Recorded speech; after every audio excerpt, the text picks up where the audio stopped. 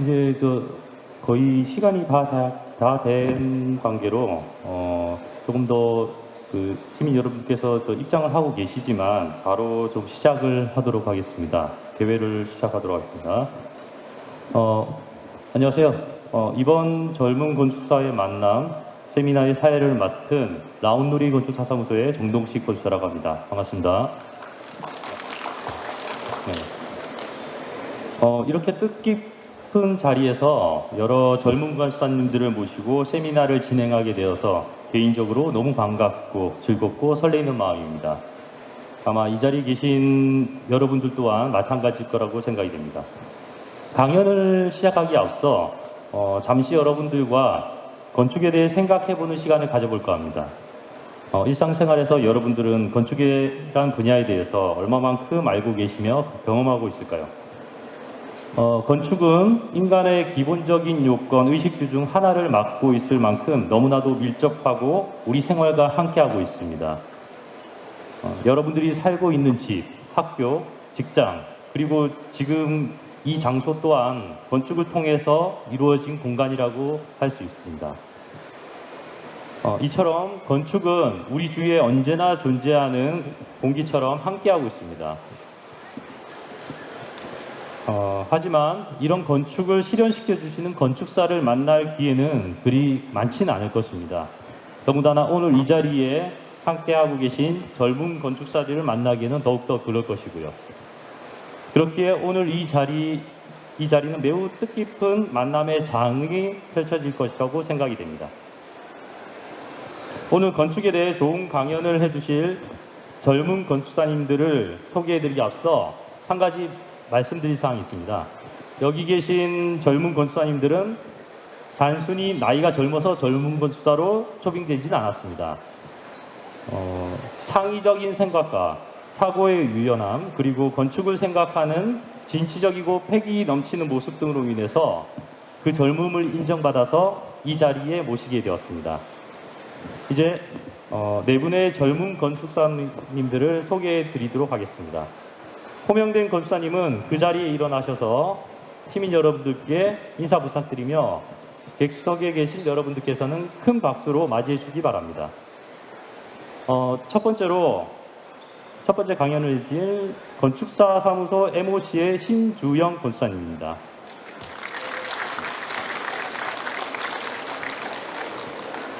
다음은 디자인 랩수 건축사 사무소의 이영민 건축사님이십니다. 세 번째, 이화림 건축사 사무소의 이채린 건축사님이십니다. 네, 마지막으로 라라호호 건축사 사무소의 조호재 건축사님 자리해 주셨습니다.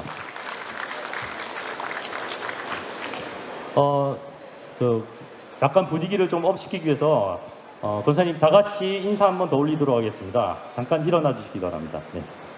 네, 시민 여러분들께 인사 큰 박수로 부탁드리겠습니다. 네, 감사합니다. 오늘 세미나 진행 순서 및 시간에 대해서 간략하게 말씀드리겠습니다. 건축사님 한 분당 15분 정도 내외로 발표를 해주시고 발표 후에는 약 5분의 질의응답 시간을 갖도록 하겠습니다. 하여 한 건축사님당 한 20분 정도의 시간이 소요될 예정이고 총 80분 정도의 강연이 진행된 후 오늘 세미나를 마칠 예정입니다. 중간에 별도의 쉬는 시간 없이 진행될 예정이오니 이 점 참고 부탁드리겠습니다. 네, 좀 많이들 지금 입장하고 계신데요. 이제 첫 번째 강연을 해주실 신주영 건축사님을 모시도록 하겠습니다. 준비를 하는 동안 신주영 건축사님의 간단한 소개를 좀 올리도록 하겠습니다. 신주영 건축사님은 부경대학교에서 학사 및 석사 과정을 마치고 여러 실무 경험을 통해 2018년도에 건축사 사무소를 개소하여 현재 부산광역시 공공건축가로 활동 중입니다. 스케일과 스타일을 얽매이지 않고 다양한 작업을 하고 있으며 긍정적인 변화를 유도하는 건축을 추구하고 있는 건축사입니다. 네. 강연 부탁드리겠습니다.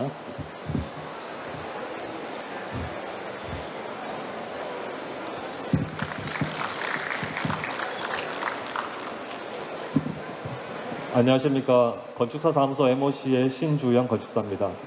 만나 뵙게 돼서 반갑고요.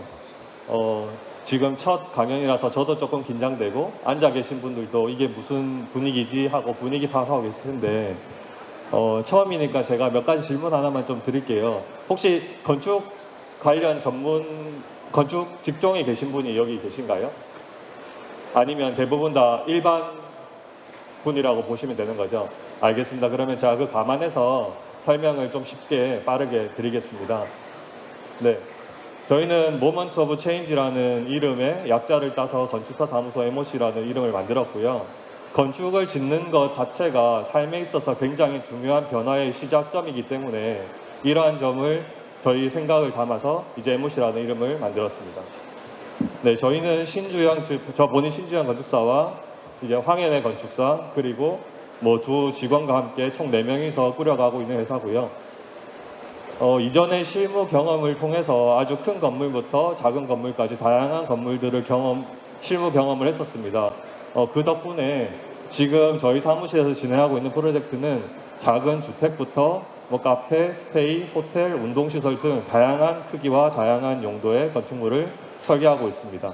그렇다 보니까 앞서서 사회자분께서 설명 주셨듯이 특별한 스타일이나 규모에 얽매이지 않고 자유롭게 주어진 조건에서 최대한 좋은 해결책을 만들고자 노력하고 있습니다. 네, 초반에는 전반부에는 먼저 저희가 진행하고 있던 프로젝트들에 대해서 설명을 좀 드리겠습니다.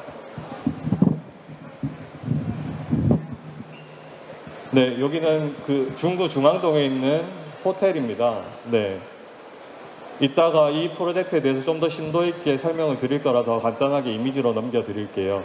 네, 작지만 내부까지 알차게 저희가 구성했던 호텔 프로젝트입니다. 네, 그리고 이거는 해운대구 제송동에 있는 그 패션 브랜드의 사옥이고요.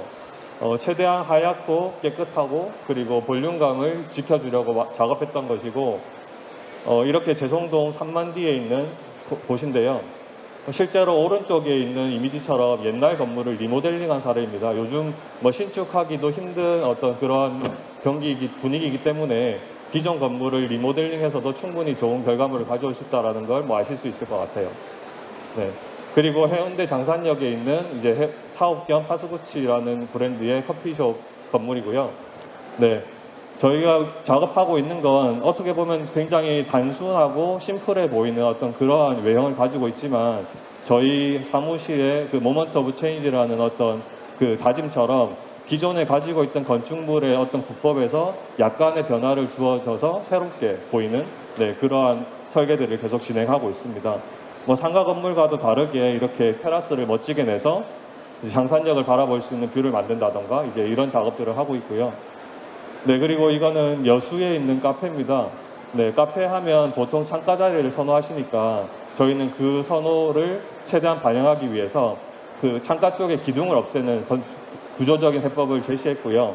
이렇게 가운데 까맣게 보이는 것이 큰 기둥 겸 계단실의 역할을 합니다. 그래서 창가 자리에서 기둥에 간섭 없이 바다를 보는 그런 카페를 만들어 봤습니다. 네. 그리고 저희의 장점이라고 말씀드리면 저희는 건축 외형뿐만 아니라 내부의 어떤 가구부터 인테리어 디자인까지 다 진행하기 때문에 이 카페 역시도 내부의 가구 등등을 저희가 디자인하고 셀렉하는 뭐 그런 과정을 거쳤던 것 같아요. 네, 그 외에도 영덕에 있는 스테이, 요즘 뭐 펜션 건축이 하나의 장르가 될 정도로 펜션 건축이 굉장히 많아지는데요.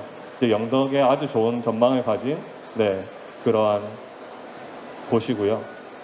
네, 이렇게 수영장이 있는 아주 근사한 곳입니다. 영덕에 가시면 한 번쯤 들러보시면 좋을 것 같고요. 그리고 한창 화제였죠. 이제 협소주택, 땅콩집 이런 단어들 들어보셨을 텐데 전포동 3만디에 있는 요 건물입니다. 네, 한 층이 7평밖에 안 되고요. 사실 평이라는 그 단어가 좋진 않지만 편의상 평이라고 쓸게요. 네, 7평짜리 집이 7평짜리가 3개 층 반이 올라가 있는 건물입니다. 땅이 워낙 작아서 이제 어떻게 이 공간을 마련할까에 대한 고민이 많았고, 네, 기존에 이제 직장사가 지어졌던 옛날 건물들 사이에서 우뚝 솟아 있는 건물이고요. 네, 작은 건물에서 가장 어려운 부분이 계단이거든요. 계단이 차지하는 면적이 크기 때문에 이렇게 저희는 작은 원형 계단으로 이 건축적인 해법을 제시했습니다. 네, 그리고 아주 저예산의 어떤 가게 브랜드인데요. 이제 프루토프루타라는 이제 부산에서 꽤 유명한 이제 가게인데, 아주 저랑 비슷한 젊은 세대의 건축주가 저예산이지만 본인의 브랜드를 최대한 이제 느낄 수 있게 설계를 해 주시다 해서 저희가 진행했던 프로젝트고요. 겉에 외관은 무덤덤하게 검정색을 취했고, 대신에 내부는 이렇게 밝고 천창이 있어서 내부가 환한 기분 좋은 공간을 만들었습니다. 네, 실제로 과일을 파는 집이기 때문에 과일의 분위기도 잘 어울릴 수 있도록 저희가 이제 반전 매력을 한번 줘봤고요. 그 외에 이제 대변항 근처에 있는 카페인데 예전에 카페로 이용되고 있던 건물을 리모델링한 사례입니다. 네.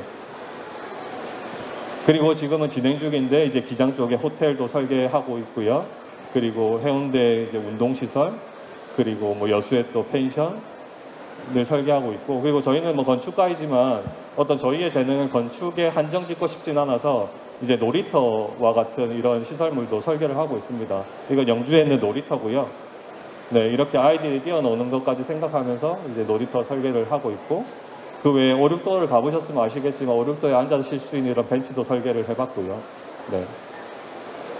그리고 뭐 부산에 있는 e스포츠 경기장도 저희가 설계를 했었습니다.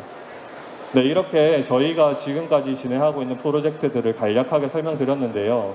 이렇게 빠르게 넘겨서 드렸지만 아마 보시기에 어떤 특정한 디자인적인 취향이나 네, 어떤 스타일이 정해져 있지 않는 회사구나, 그런 건축사구나라는 생각을 하셨다면 제 의미가 충분히 전달됐다고 생각하고요. 이제 본론에 들어가겠습니다. 저희 바깥쪽 저희 건축사회 부스에도 마련되어 있는데 저희가 진행했던 프로젝트 중에 처음부터 끝까지 지어지기까지 건축주와 굉장히 호흡이 좋았던 프로젝트 중에 하나를 골라서 말씀드리고요. 처음에 건축주들이 찾아올 때 본인이 생각하는 말 혹은 그간 생각했던 것들을 정리한 종이를 들고 오세요.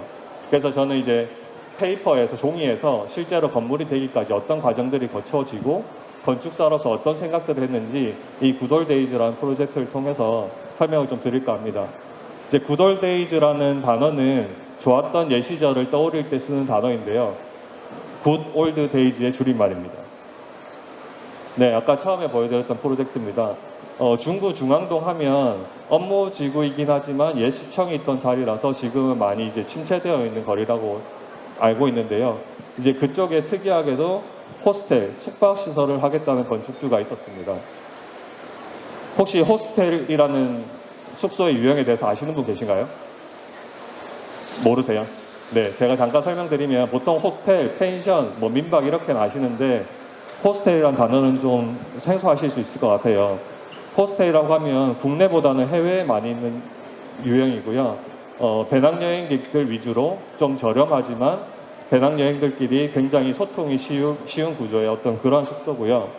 저렴해야 되기 때문에 숙소 자체가 이렇게 도미토리 형식, 그냥 2층 침대가 있는 그런 형태의 숙소입니다.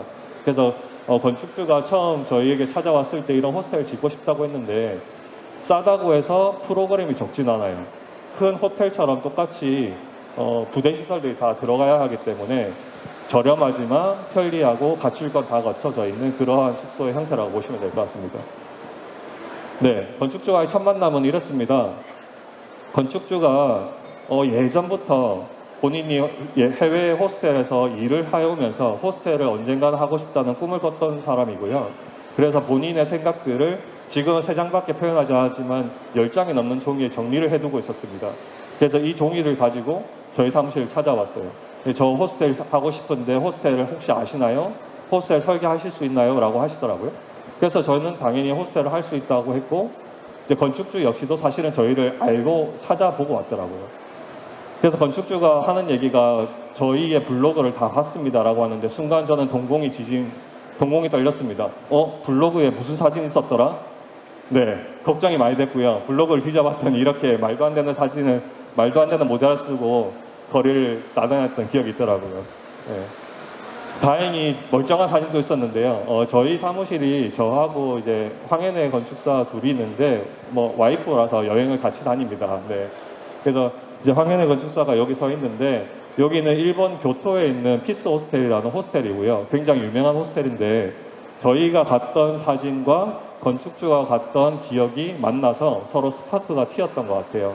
그러면서 이 피스 호스텔에 대한 얘기를 하면서 건축주와 많은 교감을 했고 결론적으로 저희가 프로젝트를 진행할 수 있게끔 됐습니다. 저희 요즘 여기 다양한 연령대 분들이 계신데 요즘 저희에게 찾아오시는 대부분의 고객들이 이제 인터넷이나 SNS를 통해서 건축사들을 찾고 계시더라고요. 그래서 저희의 개인 SNS인데 개인 SNS에 보면 저희가 여행 다녔던 그리고 저희가 사는 모습들을 많이 남겨놨어요. 그래서 이런 모습들을 보시고 여기는 나랑 취향이 맞겠구나. 여기는 내가 생각하는 걸 잘 대변해 줄 수 있겠구나 라는 판단을 하고 오시더라고요. 네, 그래서 저희는 이렇게 진행을 하고 있고 본격적으로 프로젝트 얘기입니다. 이 사이트는 용두산공원과 북한 사이에 있는 중앙동이고요. 중앙동 거리 이면도로에 있습니다. 이렇게 모퉁이에 있고요. 일반 상업지역이라서 이렇게 땅에 건물을 80% 건폐율이라는 단어를 들어보셨을 텐데 80%만큼 건물을 앉힐 수 있습니다. 그리고 어떻게 보면 운이 좋은 게 부산시의 몇 개 동에서 중구의 몇 개 동에서 건물을 짓더라도 주차장을 설치하지 않아도 되는 규정이 있거든요. 그래서 여기는 주차장을 설치하지 않고 부지를 최대한 활용하는 전략으로 가져갔었고요. 이제 건폐율 땅 크기의 80%만큼 5개 층의 건물을 올렸습니다. 사실 더 지을 수 있지만 건축주의 있던 비용의 문제 때문에 5개층 정도로 규모를 잡았고요. 네, 그렇게 해서 규모를 잡은 이후에 많은 얘기를 통해서 이러한 건축적인 형태가 최종적으로 결정이 되었습니다. 네, 측면에서 보면 이런 모습이고요. 정면에서 보면 이런 모습입니다. 그럼 도대체 이런 형태가 어떻게 나왔냐라는 생각을 하실 텐데 최초에 저희가 진행했던 모형이고요. 최종 모형입니다. 최초에 진행했을 때는 외국인 관광객이 코로나 이전이라서 굉장히 많이 올 거라 생각하고 작은 객실을 6개를 한 층에 만들려고 했었어요. 네, 하지만 코로나 때문에 외국 관광객을 유치하기 힘들 것 같아서 국내 여행객을 대상으로 하기 위해서 큰 객실 3개로 변경했습니다. 이렇듯이 건물의 디자인은 그냥 예뻐 보이게 한다기보다 어떤 사용자의 쓰임에 따라서 건물의 디자인이 바뀐다고 저희는 믿고 그렇게 설계를 하고 있고요. 이 설계를 하면서 3가지 키워드를 말씀드릴 텐데 첫 번째는 단순하지만 풍부한 공간을 만들려고 했습니다. 네. 네. 비례가 좀 이상해서 잘렸는데 저희 이 건물은 총 5개 층이고요. 1, 2층은 카페 겸 호스텔의 리셉션 공간이고 3, 4, 5층은 호스텔 객실의 공간입니다. 네. 이렇게 아까 말씀드렸듯이 객실이 총 3개가 있고 그 3개에 맞춰서 기둥을 배치했고 그 기둥이 그대로 이렇게 디자인으로 표출되는 그러한 과정을 거쳤습니다. 네. 기준층 그 3, 4, 5층 객실의 평면인데요. 이렇게 양쪽 모서리에 기둥을 두지 않고 창을 둬서 모서리로 이제 입체적인 야외를 볼 수 있게끔 구조적인 해법을 풀었고요. 그리고 이렇게 총 5개의 창이 전면에 나게끔 구성했습니다. 양쪽에는 큰 객실, 가운데는 작은 객실을 구성한 거고요. 아까 방금 얘기드렸듯이 모서리에 기둥이 있는 건물이 일반적일 때 별거 아니지만 모서리 기둥만 없애도 바깥 풍경을 이렇게 다이나믹하게 내부로 끌어들일 수 있는 장점이 있어요. 사실은 오션뷰의 호텔도 아니기 때문에 내세울 수 있는 건 저런 부분밖에 없어서 저희가 바깥쪽에 있는 플라타너스의 가로수의 어떤 풍경을 최대한 내부로 끌어들이기 위해서 저희가 만들었던 부분이고요. 그러한 구조적 해법은 1층에서도 마찬가지로 이렇게 모서리 창을 통해서 외부의 행인들이 여기가 어떤 곳이지 서로 이렇게 쉽게 볼 수 있는 그런 모습들을 형성할 수 있었고요. 네. 보시면 아시겠지만 대부분의 건물들이 이렇게 옆면이 다 막혀 있어요. 왜냐하면 옆면에 건물이 지어질 걸 예상하기 때문에. 하지만 이렇게 옆면에 모서리를 좀 열어주기만 해도 건물의 어떤 모습이 굉장히 달라지고 건물이 굉장히 무거워 보일 수 있는 부분도 제법 가볍게 만들 수 있는 장점이 될 거라고 생각합니다. 네. 그리고 저희는 아까 얘기드렸듯이 인테리어 설계도 하기 때문에 객실을 다 디자인을 했고요. 호스텔 자체 규모가 작기 때문에 각 객실을 다 다르게 만들고자 했습니다. 그래서 가운데 작은 방, 양쪽에 큰 방이고 한쪽 방은 욕실이 있는 방, 이런 식으로 구성을 했고요. 네, 이렇게 내부에서는 욕실이 있는 방도 있고 그리고 작은 방은 빌트인으로 숙소가 작지만 아주 편리하게 구성을 해줬고요. 그리고 건물주의 아주 아날로그적인 성향이 있기 때문에 그걸 표출하기 위해서 이제 LP판이나 그리고 직접 엽서를 쓸 수 있는 오피스 공간까지도 마련했습니다. 네. 이렇게 객실은 구성됐고 1층은 카페로 구성하고 있습니다. 사실 호텔로 다 하려고 했는데 코로나 때문에 여행객이 줄어들까봐 이제 카페로 수익을 좀 얻고자 카페를 구성했는데요. 일반적인 카페와 다르게 전면은 카페고 후면은 호텔의 로비입니다. 네, 규모가 작기 때문에 로비가 작아도 된다고 판단했고, 네, 정면에서 보면 이런 모습이에요. 1층은 카페 겸 호텔이고 2층은 카페 겸 호텔 사람들이 쉴 수 있는 공간입니다. 네, 그리고 이 호텔의 어떤 가장 강점은 부산다움을 표출하는 건데요. 뭐 호텔 시설이 좋아도 5성급 호텔에 미치지 못할 것 같아서 컨텐츠로 한번 내세워보자라는 판단에서 부산시의 풍경을 찍은 엽서들을 한쪽에 배치를 하고 그 엽서를 써서 주면 이렇게 3년 후에 보내줄 수 있는 그런 시스템을 이제 건축주와 저희가 상의를 해서 인테리어 디자인을 반영했던 그런 프로젝트라고 보시면 되고요. 그리고 1층 같은 경우에 중앙동 거리 가보면 사실 좀 휑하거든요. 그래서 그냥 유리로 막아놓기보다 저렇게 문을 활짝 열어서 거리에 생동감을 좀 주고 싶었습니다. 그래서 이러한 공간들을 마련했고 실제로 손님들이 이렇게 잘 쓰고 있습니다. 네, 그래서 건축사로서 꽤 긍정적인 생각을 가지고 있고 2층 역시도 작지만 이렇게 카페와 작은 테라스를 뒀고요. 테라스 덕분에 실내와 테라스 그리고 도시가 한눈에 보이는 이러한 뷰도 만들 수 있습니다. 그리고 요즘은 가로수가 플라타너스 나무가 가로수로서 인기가 거의 없는데 중앙동은 옛날 도시라서 가로수가 플라타너스가 많거든요. 은행나무도 있고요. 그래서 요즘 시절에 가면 이런 풍경들을 볼 수 있습니다. 네, 그리고 당연히 루프탑을 만들어서 이렇게 루프탑을 구성하고 루프탑에서 용두산 공원이 보이는 뷰가 나타나게 됩니다. 마치 제가 이 호스텔을 홍보하러 나온 것 같은데요.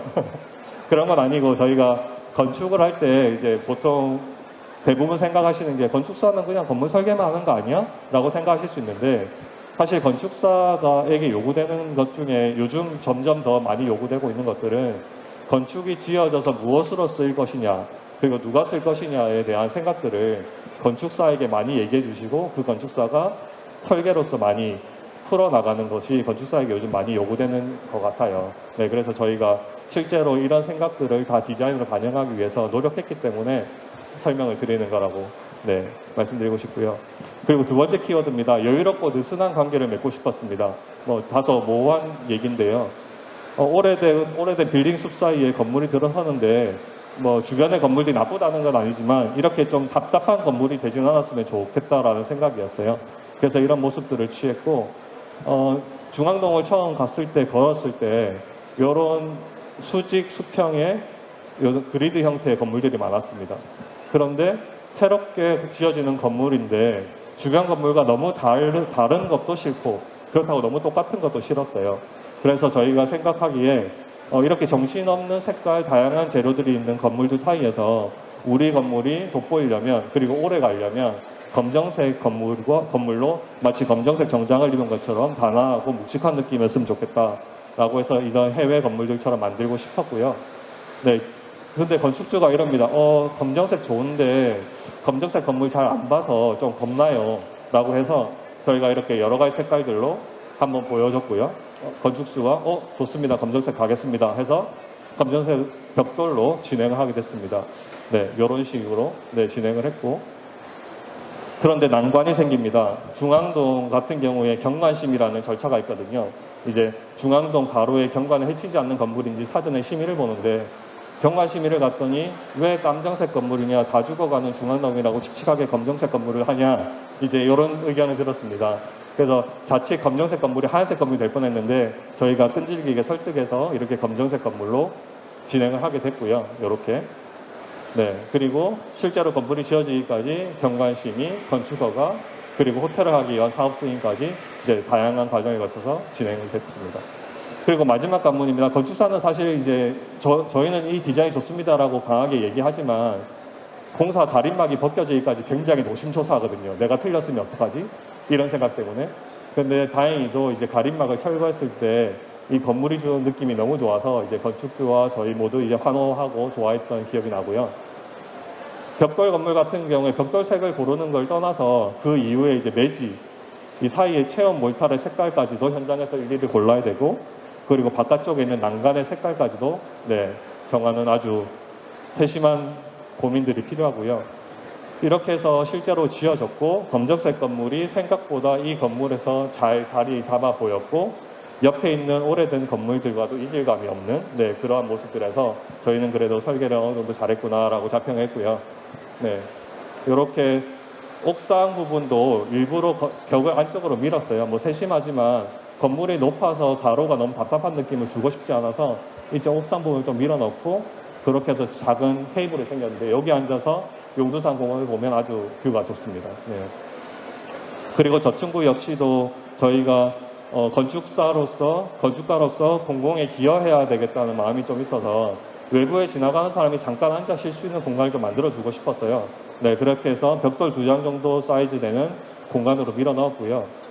그렇게 됐을 때 저희가 상상하는 것은 이렇게 걸터앉는 외국의 어떤 분위기를 만들고 싶었고, 여기는 저희 설계할 때 항상 이런 공간을 만드는데 실제로 잘 쓰여지고 있습니다. 그래서 저희도 이런 공간을 만들었고, 이렇게 실제로 지나가다가 어르신들이 잘 앉고 계시고요. 아쉬운 건 가끔 아침에 가보면 막걸리 병이 놓여있는 그런 아쉬움은 좀 있지만, 어쨌든 이런 부분이 장사하는 사람의 입장에서도 좋은 공간이고 도시의 입장에서도 좋은 공간이라서 이런 것들을 저희는 계속 설계에 반영하고 있습니다. 이렇게 건축물 자체에 대한 설명을 좀 드렸고, 이제 마지막으로 도시적인 얘기를 좀 드리고 싶어요. 다시 중앙동이라는 단어인데요. 중앙동에서 여기서 저희 건물이 이 구돌되어 있는 건물이 어떤 건지 아마 잘 안 보이실 텐데 요거예요. 그리고 요 건물이고요. 저희는 설계를 하면서 건물이 옛날 도시에 새로 생기는데 그 건물이 너무 나는 나야라는 자세를 취하기보단 그 도시에 잘 녹아 들어가고 그 분위기가 오래오래 갔으면 좋겠다는 생각에서 이렇게 무덤덤하게 자리 잡게 만들었고요. 실제로 주변에 여름의 풍경인데 가로수와도 잘 묻혀있는 그런 모습입니다. 지금 이제 2년, 3년째 지나가고 있는데 앞으로 10년 후에도 잘 자리 잡는 그런 건물이 됐으면 좋겠다라는 생각입니다. 이제 밤에 주변에 LED 조명들 좋아하셔서 하얀 조명의 건물들이 많은데 이렇게 노란 불빛이 들어오는 아주 요즘 얘기로 감성 돋는 그런 공간이 있고요. 건물이 지어지면 사실 그걸로 끝은 아니라고 생각해요. 건물이 지어지면 건축사로서의 역할은 끝이고 그 이후에는 직접 건물주가 어떻게 건물을 이용하느냐가 굉장히 중요하다고 생각하는데 다행히도 이 건물주는 본인의 건물을 10분 활용하고 있습니다. 이렇게 외벽 창문에다가 사인물도 추가하고요. 그리고 지역에 있는 꽃집과 연계해서 안에서 꽃집도 열어주고, 그리고 옥상에서 요가 클래스도 열고요. 그리고 크리스마스에는 장식도 하고 부산 지역의 사진 작가들에게 전시 공간도 빌려줍니다. 이렇게 건축가가 설계를 열심히 하고 건축주가 그 건물을 정말 10분 잘 활용하면 이 건물의 디자인을 떠나서 어떤 새로운 동네의 분위기를 꾸준하게 이끌어갈 수 있다라는 어떤 좋은 사례라서 저희가 설명을 드리고요. 운이 좋게도 저희 자랑은 아닙니다만 여러 매체에서 이 호스텔을 좀 주목하고 있는데요. 그 이유는 건물이 뭐 특별하게 좋다라기보다 옛날 구도심에 이런 건물이 지어졌고 잘 활용하고 있다는 것에 대해서 이제 많은 좋은 반응들을 보이고 있습니다. 이렇게 뭐 네이버 디자인에도 실렸고 뭐 이런 전문 블로그에도 실렸고요. 그렇게 해서 저희는 뭐 이야기를 짓는 건축사무소다 이런 식으로 뭐 이제 매체에 다뤄지기도 했는데, 제가 오늘 이 프로젝트를 설명드리는 이유는 뭐 저희 설계 잘해요, 뭐 저희 건축사들은 정말 훌륭합니다 이런 얘기를 드릴 건 아니고요.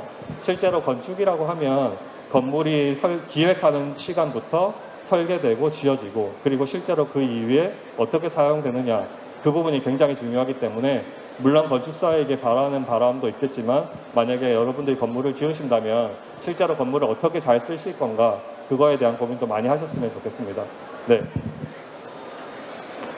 그렇게 제 발표는 마무리하고요. 뭐 혹시나 저희 사무실이 궁금하시면 지금 이 카메라로 QR코드 찍으시면 저희 사무실 나올 거고, 저 호스텔에서 궁금하시면 이 스테이폴리오라는 홈페이지 들어가시면 이 호스텔에 대한 정보가 많으니까요.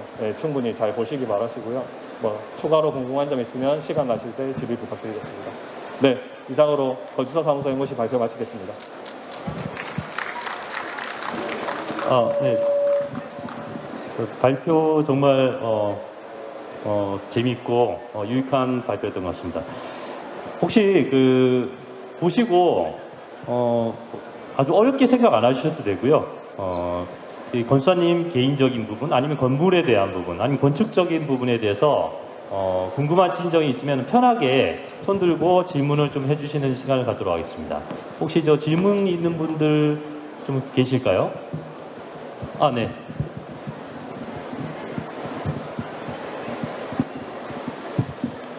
좀 전에 신주영 건축사님께서 카페 중앙에 그 벽이 있는 거, 기둥이 있는 거, 그 건축 공법에 대해 좀 설명해 주시면 고맙겠습니다. 여수 있는 카페 얘기하시는 거죠? 그렇죠. 네, 사실은 저희 건축사들 사이에서는 별다른 건 아닙니다. 이제 캔틸러버 구조라고 해서 어쨌든 앞으로 나란히 하는 구조처럼 가운데 기둥에서 이렇게 팔이 뻗어져 나가서 이제 버티고 있는 건데요. 이제 그렇게 됐을 때 이제 이게 나갈 수 있는 길이가 어느 정도 제한이 있거든요. 그래서 그 길이 내에서 이제 캔틸러버 구조를 사용해서 만들었다라는 거고요. 사실은 그런 부분이 이제 캔틸러버 형태의 앞으로 나란히 하는 구조가 되면 팔이 아프잖아요. 그렇듯이 구조 자체에 부담이 되는데 그러다 보니까 이 구조물이 커질 수밖에 없습니다. 이제 그런 장단은 있고요. 네, 사실 구조적으로는 특별한 부분은 아니지만 카페이기 때문에 저희가 구조적 부담을 지면서도 그런 구조적인 해법을 제안했던 겁니다. 네, 답변이 됐을까요?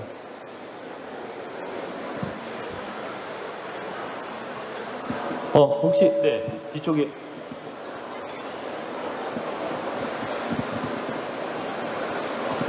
네, 안녕하십니까. 저는 이제 그 중앙동 그 코너 부분에 있는 그 창에 대한 질문을 하고 싶은데요. 그 2층에 보시면 이제 유리와 유리가 만나는 부분이 어떻게 처리되는 건지, 요즘 카페들이 그런 창들을 많이 활용을 하던데 어떻게 처리되는지가 굉장히 궁금해서 질문 드렸습니다. 기술적인 얘기를 궁금하신 거죠? 예. 네, 사실은 쉽게 설명드리면 그냥 유리와 유리를 사이에 어떤 그 접착제를 통해서 그냥 이어 붙인다라고 보시면 됩니다. 네, 그 이어 붙이는데 가운데 이렇게 프레임을 둘 수도 있고 그냥 유리와 유리를 이어 붙일 수도 있는데요. 실제로 보시면 가운데 어떤 이어 붙이는 그 재료 때문에 검정색 줄이 보일 수밖에 없어서 그냥 하나의 유리처럼 보이진 않지만 그래도 철제 프레임이 있는 것보다는 훨씬 나은 효과를 가질 수 있습니다. 네. 예, 알겠습니다. 네, 혹시 또 시민 여러분들 중에서 또 궁금하신 부분이 좀 있을까요? 예. 예, 제가 궁금한 거는 저희가 이제 아까 보니까 용도가 다양한 부분으로도 많이 하셨는데 저희 일반 주택을 갖다가 재건축이나 리모델링이 필요하지 않습니까?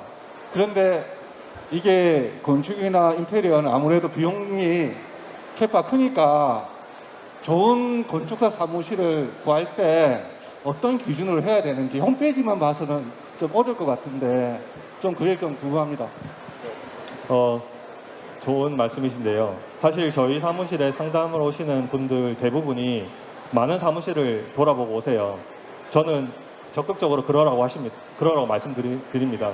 사실 홈페이지나 이런 매체를 통해서 이 건축사가 어떤 설계를 하는지, 어떤 과정을 거치는지, 어떤 성향을 가지는지 알 수 없거든요. 그래서 우선적으로 홈페이지나 매체를 통해서 몇 군데 건축사를 후보군을 만드시고 시간을 내셔서 열심히 상담을 받아보시면 좋고요. 대신에 이제 상담 전에 먼저 문의는 해야겠지만요. 그리고 상담을 하실 때 저는 상담 오시는 분들께 항상 그 얘기를 드려요. 사실 건축사분들 다 설계 잘 하시고 열심히 하십니다.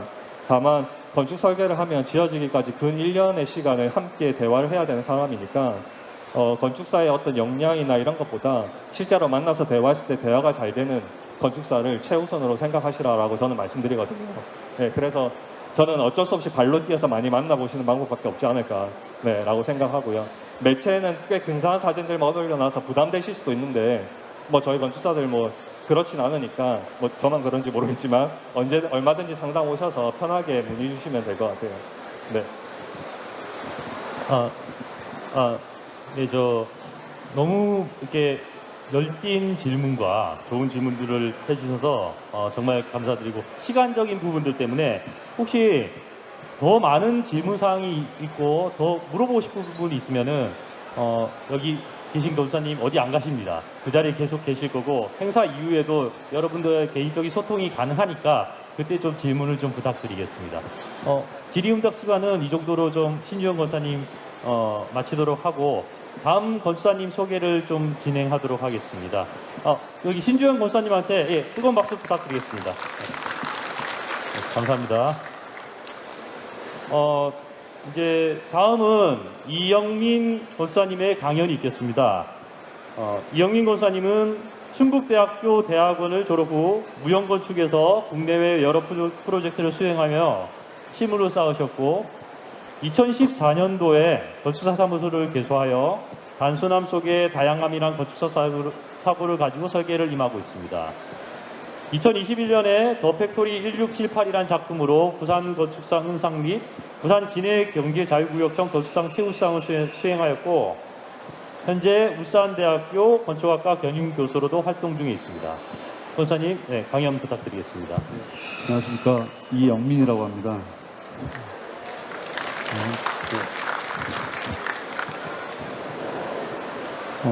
저희 사무실은 저도 앞선 신주영 원장님처럼 저희도 부부가 함께 운영을 하고 있는 사무실이고요. 앞에서 소개는 정동식 건축사님께서 잘 해주셔가지고 다음으로 넘기겠습니다. 저희 사무실은 단독주택과 상가주택을 주로 많이 설계를 했는데요. 최근에는 좀 규모가 큰 오피스텔 아니면 공장, 기업 사업 등 다양한 규모와 용도의 프로젝트들도 같이 함께 수행을 하고 있고요. 저는 앞서 소개를 해주신 것처럼 서울에서 실무를 하다가 총 15년의 경력을 가지고 있고요. 부산에 사무실을 개소한 지는 이제 8년째 되었습니다. 그러니까 저희 사무실에서 진행했던 프로젝트들입니다.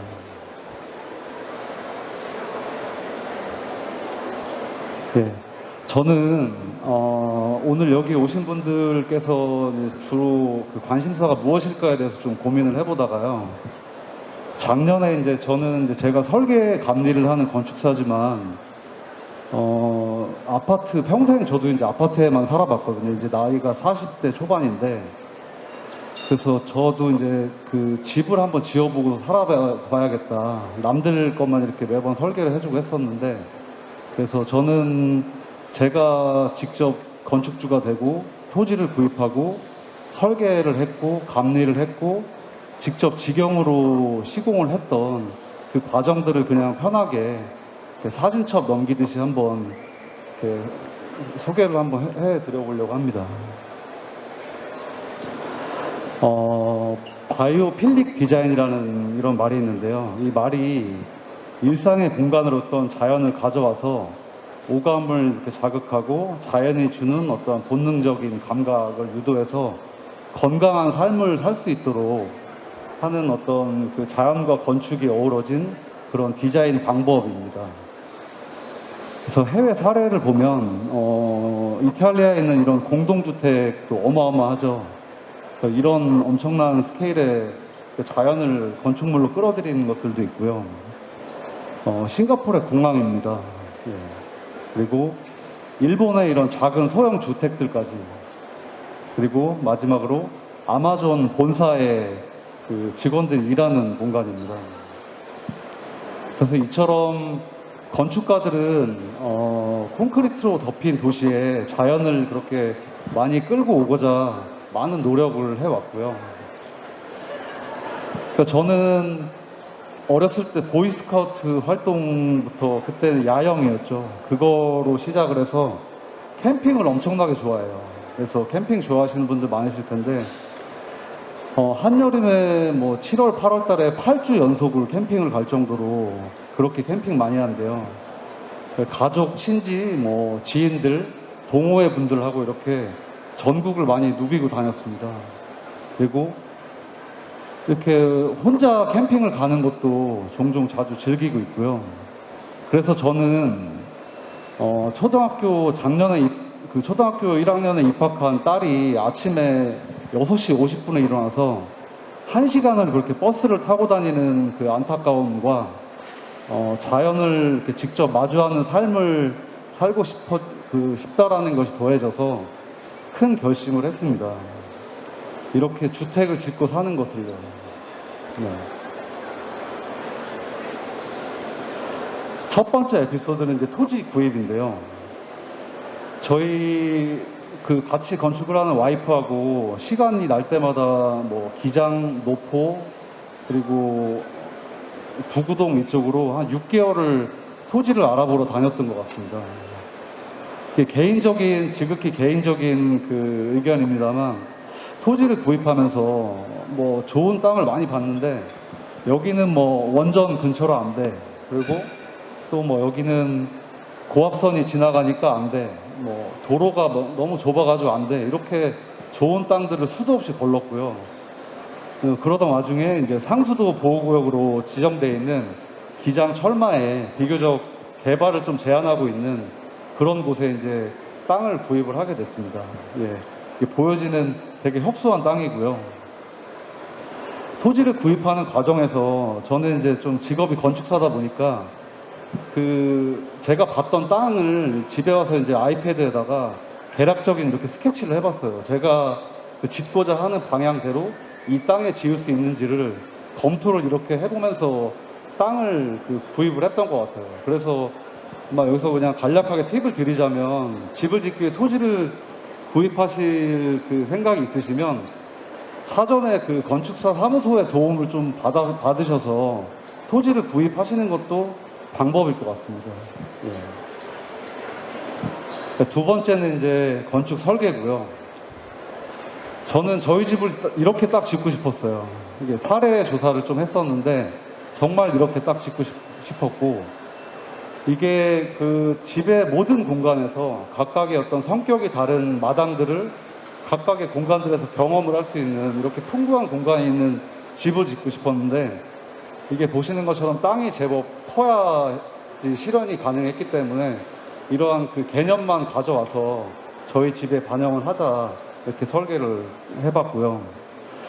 그래서 저희는 초등학교 2학년 딸이 있고 저희 와이프, 저 이렇게 세 명의 가족인데, 셋 다 평생 이제 아파트에서만 살다 보니까 이렇게 주택을 짓고 남들에게, 타인에게 저희의 삶을 이렇게 좀 노출하면서 사는 거에 엄청난 부담을 갖고 있었어요. 그래서 저는 집안에서는 뭐 마당에서도 속옷 차림으로 돌아다닐 수 있어야지 된다고 생각을 하고 있어요.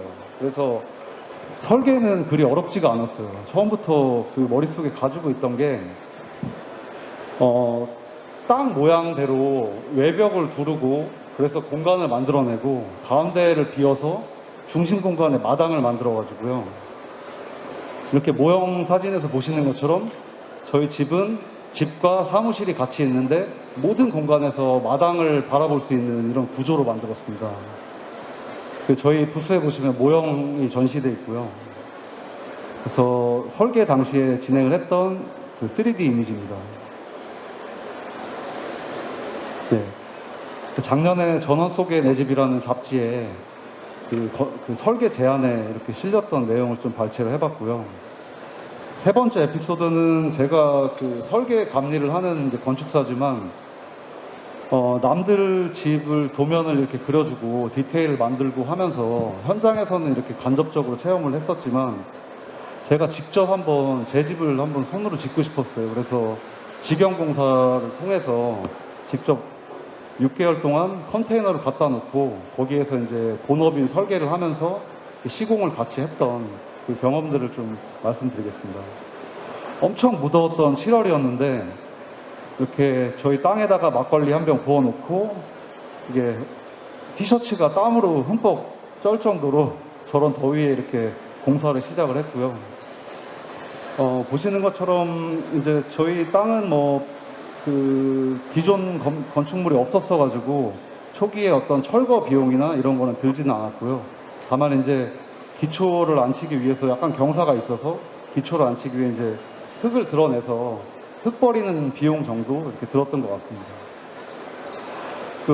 그 집을 짓기 위해서는 그 땅의 그 상태를 알아야 되기 때문에 이제 집안 조사를 했는데 그 뭐 작은 산이 있는 그 근처임에도 불구하고 집안 상태가 그렇게 좋지만은 않았어요. 그래서 약간의 잡석으로 치환을 하고 이렇게 진해력 테스트까지 진행을 해서 기초 공사를 시작하게 됐습니다.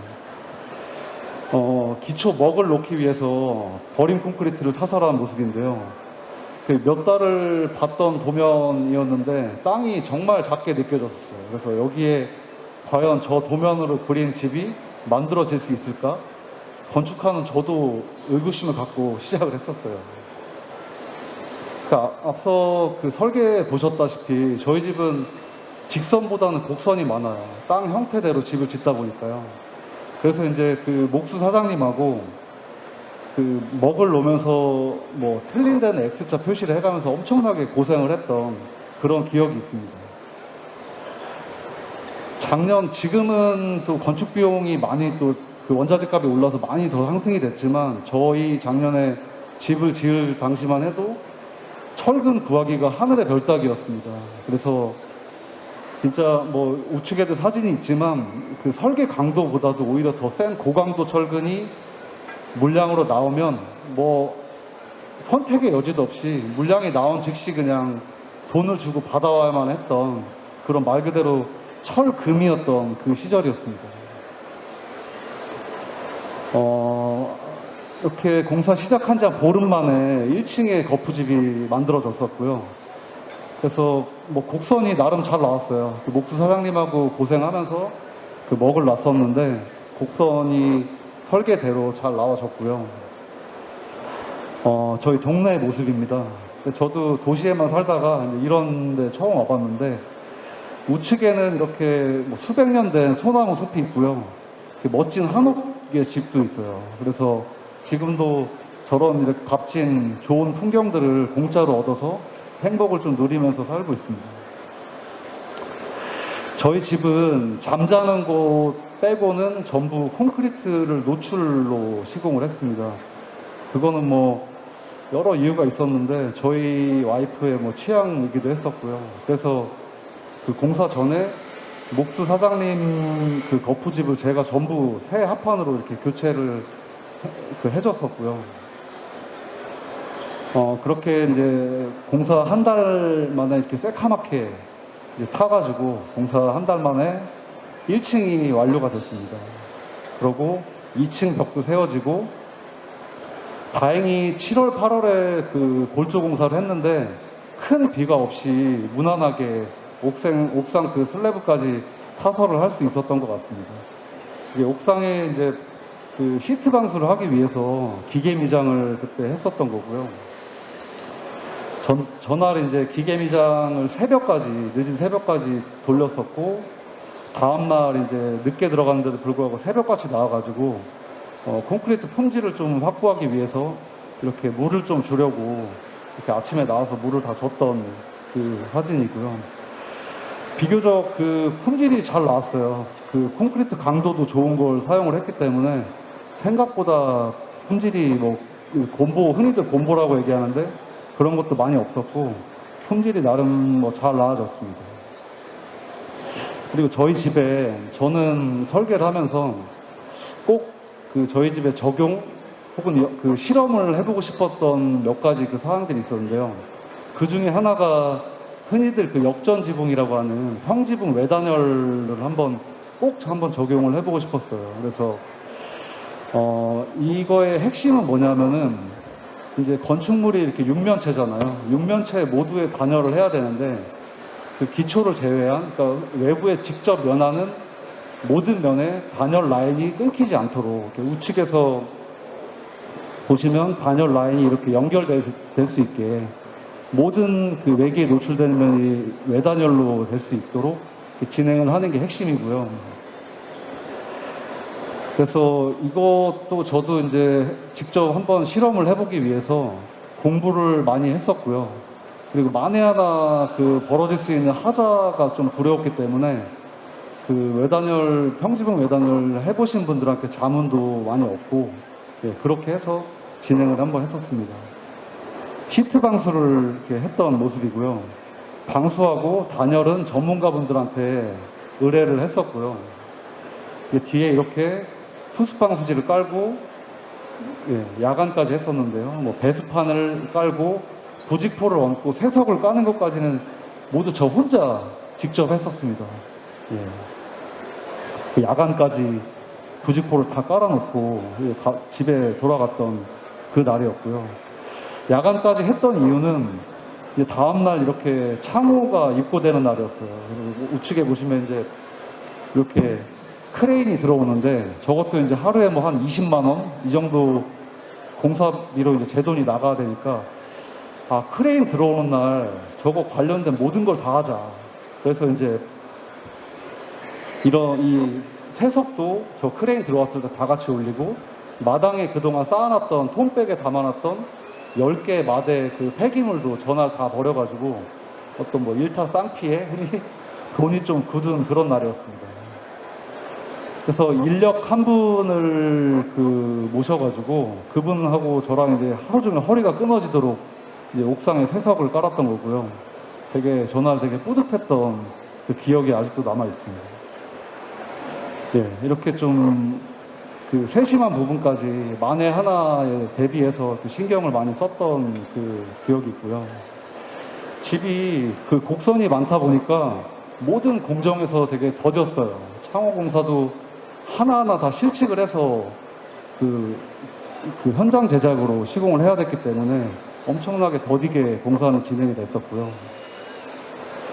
제가 이제 두 번째로 직접 목장갑 끼고 작업복 입고 했던 건데 내부가 이제 콘크리트 노출이다 보니까 이렇게 외부에 거푸지 폼 핀하고 이제 현장 용어로 반생이라고 하거든요. 굵은 철사인데요. 그런 거를 전부 직접 다 잘라가지고 저 부위에 그 창호 그 기밀 테이프 붙인 자리마다 전부 이제 그 전용 실리콘을 가지고 제가 직접 며칠이 걸렸는지 모르겠는데 내부와 외부를 돌아다니면서 이렇게 다 직접 확인을 하고, 그러니까 제 눈으로 중요한 뭐 공정이기 때문에 제 눈으로 직접 확인을 하고 싶었습니다. 그래서 이렇게 작업을 직접 했던 거고요. 그렇게 이제 그 창호공사가 끝나고 단열재가 들어왔어요. 그러니까 단열재는 공장에서 6주 동안 숙성을 시켜서 그렇게 해서 이제 저희 현장으로 들어왔고요. 단열재가 부착된 모습인데 단열재를 그 6주를 숙성을 하는 이유가 여러분들 그 거리에 이제 돌아다니시다가 이렇게 단열재가 격자로 이렇게 떠가지고 이렇게 뭐 그 변형된 모습의 건물들을 많이 보셨을 거예요. 그래서 저희 사무실에서는 이제 모든 도면에 나갈 때 이 아래 시방으로 적어주는데 단열재를 공장에서 6주 동안 숙성을 시켜서 가능한 모든 변형이 다 이루어진 후에 현장에 입고를 해서 부착을 해라. 이렇게 명기를 하고 있고요.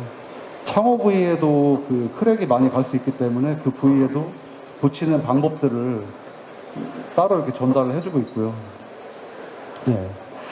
공사를 하면서 그 철공사 하는 분을 섭외를 하는 게 가장 어려웠는데요. 뭐 지인들 소개로 뭐 경기도 포천에 있는 분, 그리고 뭐 충청도에 있는 분까지 이렇게 컨택을 했을 정도로 철공사 하시는 분을 되게 구하기가 어려웠는데요. 그 이유가 제가 이렇게 생각했던 어떤 디테일들하고 철공사가 어떻게 보면 이렇게 투박할 수밖에 없는 그 공정인데 좀 더 보다 얇게 그리고 제가 원하는 그런 디자인으로 풀어줄 수 있는 작업을 해줄 수 있는 그런 분들을 이렇게 찾았던 것 같습니다. 옥상의 두겁 공사였는데 두겁에서도 이렇게 보시다시피 손이 공면이 많다 보니까 손이 엄청나게 갔고 저런 부분에서는 견적을 받을 때 업체분들이 부르는 게 값이었습니다. 공기는 빠듯했고 저도 이제 몸이 나니까 그냥 뭐 소개로 괜찮은 흔히 업자분이죠. 그렇게 그냥 계약을 해서 진행을 했던 부분인데 나름 이렇게 엄청나게 수고를 많이 해주셔가지고 지금도 뭐 하자 없이 물 구배도 잘 나오게 이렇게 좋은 디테일을 만들어 준 것 같습니다. 이렇게 이제 뒤에 배추밭에 배추가 이렇게 크게 자랄 때쯤에서 이렇게 외장 공사가 끝났고요. 예. 집에 조명을 좀 조명 공사까지 하니까 뭔가 집이 다 된 것만 같았습니다. 이게 그래도 건축가 집인데 가오가 있지 하면서 기성으로 파는 그 선홈통은 쓰기가 싫었습니다. 더구나 이제 그 집에 외부에 부착하는데 반짝반짝 그 스테인레스로 된 그런 것들도 하기가 싫었고, 그래서 이제 그 선원통이라는 게 이렇게 중간중간 걸쇠가 있어서 이렇게 뚝뚝뚝 끊어지는 그런 느낌이 있는데, 그런 것들 없이 그냥 일자로 쭉 내려오는 디테일을 좀 연구를 해가지고 스테인레스를 이렇게 분체 도장을 해서 선원통을 이렇게 설치를 해봤고요. 그러니까 별거 아닌 거에 되게 이렇게 집착해가지고 만족하는 스타일인 것 같습니다. 네. 그리고 조경 설계도 직접 했는데요. 그런 과정에서 조경 책을 보면서 뭐 일본 책도 봤고요. 많은 그러니까 저도 수종을 잘 몰라서 조경 공부를 좀 많이 했고, 그러면서 좀 슬림하고 예쁜 저희 집에 어울릴 만한 마당이 그리 크지 않기 때문에 그 예쁜 홍단통도 이렇게 심어졌고요. 유일하게 그 남쪽으로 열려 있는 곳에는 이렇게 40mm 폴리카보네이트를 설치하고 있는 건데, 저렇게 해서 뭐 채광이나 프라이버시 모든 걸 확보를 할 수 있었습니다. 조경 공사가 어느 정도 마무리 됐었던 그 모습이고요. 조명 같은 것도 전부 뭐 그 인터넷으로 구입을 해가지고 그 전기 사장님 이렇게 따라가지고 뭐 땅도 여기 파주세요 하면 직접 땅도 파고, 그렇게 전기 공사도 같이 도와서 했었었고요. 그러던 와중에 그 맨날 현장에서 작업복에 목장갑만 끼고 일하다가 뜬금없이 사복을 입고 이렇게 부산 건축상을 받으러 갔고요. 이거는 뭐 깨알 자랑입니다. 네, 이렇게 공장 건물로 작년에 부산건축상 연상을 수상을 했습니다. 곡선이 많은 집이 그래도 인테리어까지 어느덧 이렇게 공사가 완료가 됐고요. 드디어 이제 이삿날이 거의 다가왔습니다. 그래서 광안리에 있는 사무실도 저희 이제 이곳으로 이전을 했고요. 근데 마지막까지 이제 발목을 잡았던 게 이 곡선이라는 거였는데, 싱크대가 이제 주방이 그 곡벽에 붙어 있게 되니까 싱크대가 참 난해했었는데요. 이사를 와서도 한 일주일간은 그 싱크대를 상판 없이 지냈던 그 기억이 있어요. 그 싱크대 상판을 그 본을 떠서 제작을 해왔는데 그게 현장에서 맞지가 않아가지고 이사를 왔는데 싱크대에서 뭘 하지 못하고 그렇게 지냈습니다. 예. 보여지는 이 상판이고요. 이렇게 주방 공사까지 전부 장장 한 6개월 동안 공사를 저도 뭐 직접 참여해서 삽질도 한 것도 있고 그렇게 해서 완료가 됐고요. 네 번째로는 이제 1월 달에 이사를 와서 이제 거의 8개월 정도 살아봤는데요. 제가 이사 온 날에 이제 가족들하고 밥 먹고 뭐 술 한잔 하고 마당에서 이렇게 미친놈처럼 헐헐 웃으면서 찍었던 사진입니다. 논밭에 이런 풍경도 좋고요. 뭐 사무실도 동네에 잘 그냥 어울리는 것 같고요. 마당에는 이렇게 좋아하는 캠핑 장비를 항상 펴놓고 살고 있고요. 그리고 올 봄에는 두구동 화훼단지에 가서 이렇게 직접 골라온 녀석들을 마당 여기저기에 발코니 이런데 좀 심어가지고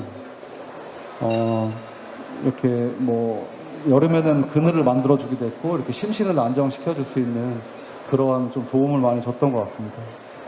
이렇게 그 초여름에는 저희 동료 건축사분들을 모셔가지고 집들이도 했었고요.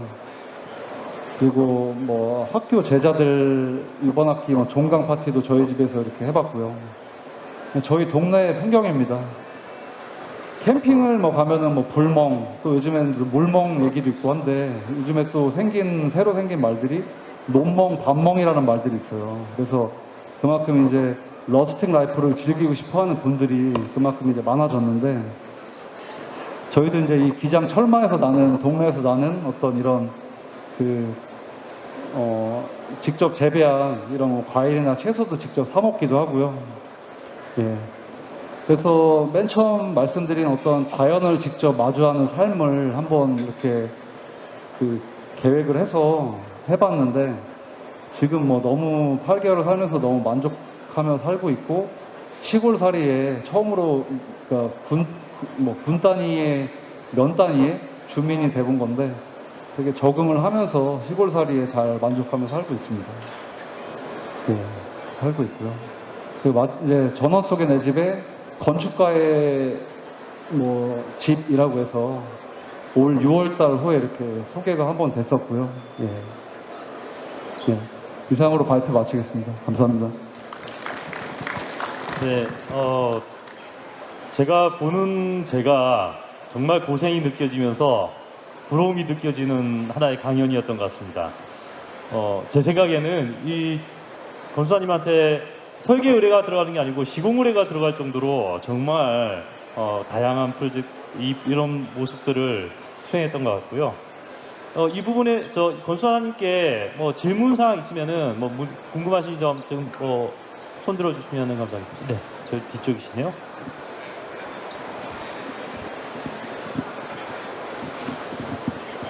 네, 말씀 잘 들었습니다. 아까 저 중적을 일부 막고 있는 폴리카보네이트라고 하셨나요? 예, 그게 수명이 어떻게 되는지, 그리고 올여름 같은 강한 태풍에 그게 어떻게 견디는데 문제가 없었는지 궁금하고요.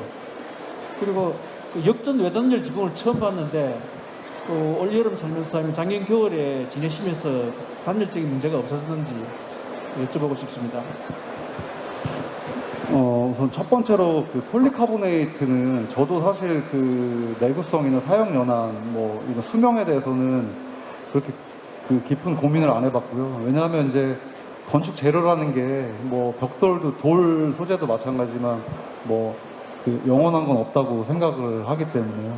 그래서 어떤 뭐 유지 관리 정도는 뭐 높은 곳은 제가 할 수는 없지만 그렇게 뭐 크게 뭐 생각은 안 하고 일단은 적용을 했던 부분인 거고요. 그것보다도 일단 저는 그 채광을 하면서 프라이버시가 가장 중요했기 때문에 뭐 다른 대안이 없었던 것 같습니다. 그리고 저 구조가 제가 이제 그 작년에 건축상 받았던 공장에 엄청난 그 규모의 저 폴리카보네이트를 적용을 했었는데요. 강풍에도 뭐 문제가 없었고 최근에 이제 그 흰남노가 왔을 때 저도 사실 주택을 처음 살면서 엄청나게 걱정이 됐었어요. 제가 이제 그 옥상에 했던 역전 지붕도 바람에 혹시 날아가진 않을까, 폴리카보네트는 뭐 넘어가진 않을까 되게 걱정을 했었는데 잘 버텨가지고 있었고, 그만큼 풍화조향에 대한 그 고려를 그 시공 때 했기 때문에 뭐 철물 공사나 이런 거를 좀 튼튼하게 했었습니다. 그리고 평지붕 외단열 같은 경우는 사실 저희가 1월 달에 이사를 와서 이제 흔히들 콘크리트 집을 지으면 독을 뺀다고 난방을 엄청 많이 하시잖아요, 처음에요. 저희도 이제 그렇게 해가지고 사실 난방비가 엄청나게 나올 정도로 지난 겨울을 지냈기 때문에 이게 단열 효과가 좋았던 건지 뭐 종합적으로 좀 생각을 해봐야 될 것 같습니다. 왜냐하면 창호도 그 뭐 3중 유리, 43mm 유리 두께만 43mm 되는 뭐 그런 고효율 창호를 썼었고요. 그래서 모든 걸 좀 많이 이렇게 패시브 주택은 아니지만 그렇게 패시브에 준하게 적용을 했던 집이었었어가지고 겨울에 그런 거는 크게 느끼지 못했습니다. 네, 저 답변 감사드리고요. 혹시나 질문이 또 더 있을 거라고 생각이 되는데, 네, 간단한 질문이면 질문해 주시고요. 지금 시간이 좀 많이 지되다 보니까요. 네.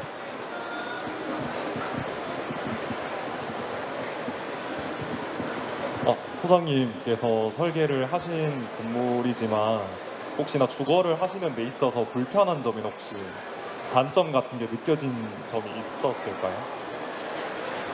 살며 불편한 거요. 네네. 일단은 유지 관리가 가장 첫 번째고요. 뭐냐면 이제 아파트는 우리 집 안만 내가 청소하고 하면 이제 관리실에서 다 해주잖아요.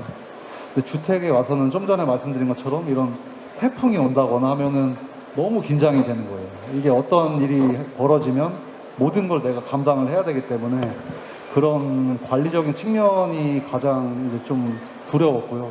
근데 사실 한번 겪어보고 뭐 요즘에는 이제 건축물을 그 사용 승인을 하게 되면은 그 관리 계획서라는 걸 이렇게 만들게 돼 있어요.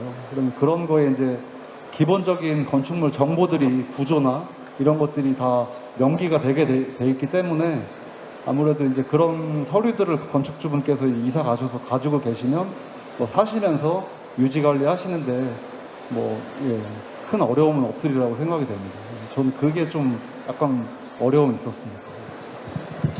네, 정말 할 말도 많고 보여드리고 싶고 너무 많은 부분인데 시간이 좀 있다 보니까 시간 제약이 있다 보니까 여러분들의 그런 질문들은 혹시 이 행사가 끝나고 난 뒤에 저희가 또 개별적으로 권사님의 만남을 좀 주선해 보도록 하겠습니다.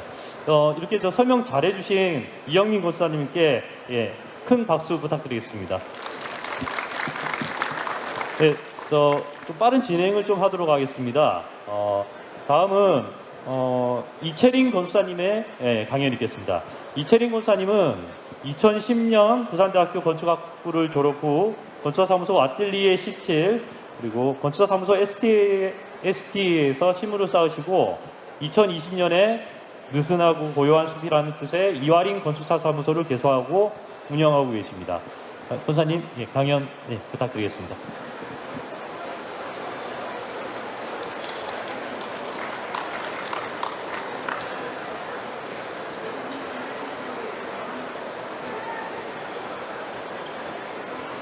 안녕하세요. 이제 이화린 건축의 이채린 건축사라고 합니다. 일단 간단하게 저희 사무소 소개를 드리면 제가 이제 이화린 건축의 대표로 있기는 하지만 앞서 두 분의 건축사와 마찬가지로 저희 사무소도 그 부부 건축가가 같이 이제 작업을 하고 있는 사무소입니다. 둘 다 이제 서울에서 작업을 하다가 결혼을 하면서 부산에 내려오게 됐고요. 부산에 기반을 잡으면서 이제 사무실을 열게 됐고, 이쯤 되면 여러분들이 건축가들은 다 자기들끼리만 결혼을 하는 건가라는 의문을 가질 수도 있을 것 같아서 제가 조금 설명을 드리면은 뭐 사실 학교 다닐 때부터 계속 많이 붙어 있게 되고 작업을 늦게까지 많이 하기도 하고 그리고 저희가 뭐 카페를 가거나 뭐 어떤 전시를 보거나 거리를 돌아다닐 때도 건축이 너무 밀접하게 있기 때문에 그런 부분들을 같이 이야기하는 상대와 자연스럽게 이제 오래 시간을 보내고 결혼을 하다 보니 이제 부부 건축가들이 조금 많은 거는 같습니다. 그래서 저희는 이제 두 건축가 같이 하고 있고 이제 사무실 이름은 이화림이라고 두 사람의 이름을 따서 지은 것도 있고요. 이제 의미로는 느슨하고 고요한 숲이라는 경계가 명확해지지 않은 공간에 대한 뜻을 같이 좀 가지고자 했습니다. 간략하게 이제 저희가 이제 작업하는 것들과 저는 이제 앞과는 조금 다르게 이제 공공건축에 대해서 좀 더 자세하게 설명을 드리도록 하겠습니다. 이건 제가 이제 경주에 부산에 내려오면서 이제 처음 진행했던 이제 주택 프로젝트고요. 계속 거주하는 프로젝트는 아니고 이제 주말마다 가서 쓰시는 이제 주말 주택이었습니다.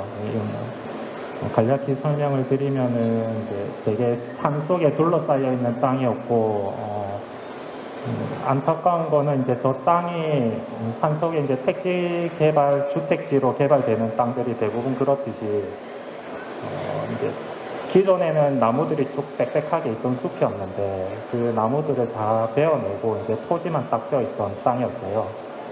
그런 부분이 이제 나무가 있었으면 좀 더 좋았겠다, 자연스러운 그런 생각은 했지만 어쨌든 그 속에서 저 주변의 풍경에 조금 묻혀 들어가는 듯한 디자인을 하려고 했던 프로젝트라고 보시면 될 것 같습니다. 이제 뭐 이런 형식이고, 이 주택에 노출 콘크리트를 쓰는 거에 그렇게 에너지적으로 좋지는 않은데, 주말 주택이기도 하고, 이제 뭐 예산이나 여러 다양한 문제들 때문에 이제 노출 콘크리트와 목 구조를 혼합해서 사용했던 프로젝트입니다. 내부는 이제 외부를 콘크리트로 가져가고 내부는 이제 전체적으로 나무로 마감을 했던 집이라고 보시면 되고, 이제 거기에 마찬가지로 딸려 있는 뭐 갤러리 겸 이제 주말에 와서 즐길 수 있는 공간입니다. 이거는 그 다음은 이제 1층에는 식당을 하고 2층에 이제 주택을 한 프로젝트인데요. 금성동 쪽에 오래 계셨던 이제 오리고기집을 하셨던 건축주분들이 이제 집과 식당을 새로 지었던 프로젝트입니다. 이런 조금 나이도 있으시고 금성동이라는 동네가 옛날부터 있었던 동네이기도 하고요. 그래서 조금은 이제 새로 짓는 집이지만 전통스러운 모습을 좀 같이 가지고 가고자 했던 집이라고 보시면 될 것 같아요. 여기는 이제 양산에 공장과 주택을 같이, 공장이라기보다 이제 제조업소인데요. 식품업소와 주택을 같이 지었던 프로젝트고요. 또 마찬가지로 이제 그 시골 마을에 제조업소라는 볼륨이 이제 되게 크고 좀 막혀있는 형태를 가지게 되는데, 그런 형태를 좀 편안하게 앉힐 수 있는 방법을 생각했던 프로젝트로 봐주시면 될 것 같습니다. 이제 저런 이제 민간 프로젝트들도 이제 작은 프로젝트들도 많이 수행을 하고, 저희 이제 마찬가지로 저희는 공공 프로젝트를 같이 수행을 하려고 하고 있습니다. 한 반반 정도의 비율을 맞춰서 가려고 하고 있는데, 이제 공공 프로젝트는 이제 민간은 개인이 돈을 자신의 모든 돈과 자신의 특수한 이용, 이제 특정한 인물이 사용을 하는 건물이라고 보시면, 공공 프로젝트 같은 경우는 이제 모두의 돈으로 모두가 사용하는 건물을 짓는 일이기도 하고요. 이제 그렇기 때문에 어떻게 보면은 이제 특정한 요구를 하는 건축주가 모두가 이제 건축주가 되는 프로젝트이기도 해요. 그런 측면에서 특정한 요구가 적기도 하고 오히려 건축가의 자유도가 높아지는 프로젝트인 것도 같고요. 이 프로젝트 같은 경우는 이제 진주에 유등축제를 하는 난강변에 이제 새로 건립이 되는 유등전시관이라는 프로젝트고요. 이 프로젝트를 이제 조금 뒤에 좀 더 자세하게 설명을 드리려고 합니다. 이제 이 프로젝트 같은 경우는 이제 부산 일광에 오래된 옛날 일광초등학교를 리모델링하고 증축해서 예술학교로 바꾸는 프로젝트이고요. 그 다음에 제가 시간 순서대로 대여를 하다 보니 이것은 이제 최근에 이제 망리동에 또 작은 상가 건물을 진행하고 있는 프로젝트입니다. 저희 사무실은 이런 프로젝트들을 좀 수행을 하고 있는 사무실로 봐주시면 좋을 것 같습니다. 다음 PPT를 넘겨드리겠습니다. 근데 이게 잘 들리시나요? 이게 뭔가 소리가 울리는 것 같아서 괜찮아요.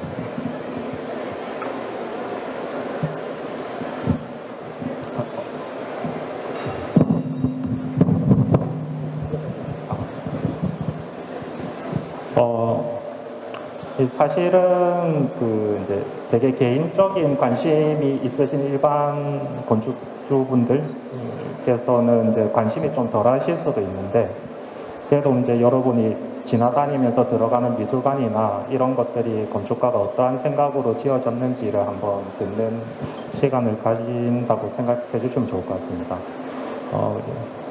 설명을 드리면은 이제 저희가 진주에 있는 난강변에 여기 난강변 바로 옆에 이제 소망진산 공원이라는 곳에 있는 이제 언덕의 이제 대지입니다.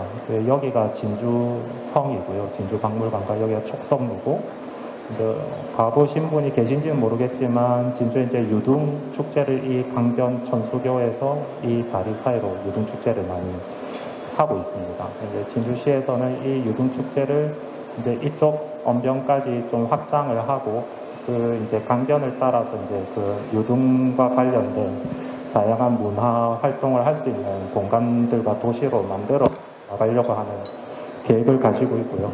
이제 그런 계획의 일환에서 이제 시작된 프로젝트입니다. 이제 대지의 모습이고 이제 건물이 지어지기 전 모습입니다. 이제 여기 빨간 선이 이제 저희가 설계를 하게 된 부지고요. 앞쪽에는 이런 작은 도로가 있고 이제 이 빨간 선 너머로 이런 이제 큰 난강이 보이는 이제 이 절벽 끝이 대지라고 보시면 될 것 같아요. 이제 이런 이제 시골에 좀 버려져 있는 땅이라고 보시면 될 것 같습니다. 이제 그런 곳에 한 800평 정도의 이제 전시장을 계획을 하게 되었고요. 이런 모습으로 지금 현재 이제 설계가 되어 있고 공사가 막바지에 있다고 봐주시면 될 것 같습니다. 그래서 공공건축이 어떻게 진행되는지에 대해서도 한번 좀 설명을 드리면 좋을 것 같은데요.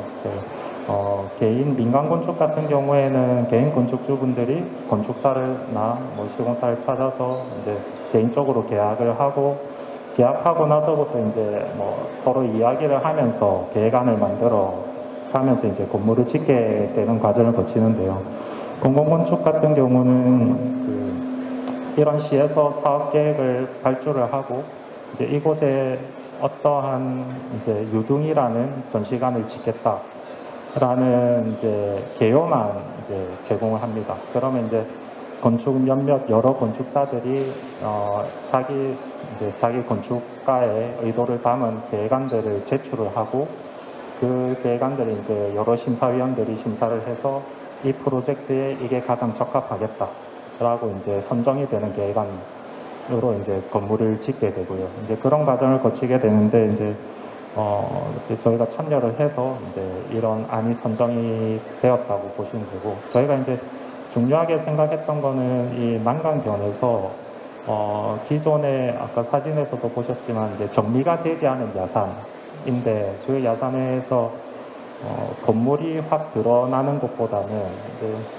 이 건물이 이 야산들을 쭉 이어주면서 하나의 공원으로 형성이 되고 그 공원 위에 유등을 상징할 수 있는 덩어리들이 작게 올라오면서 이제 강 건너편에서 봤을 때는 이제 유등이 숲속에 떠 있는 그러한 경관을 좀 만들고자 제안을 했었고 이제 그렇게 이제 프로젝트가 쭉 진행이 되고 있습니다.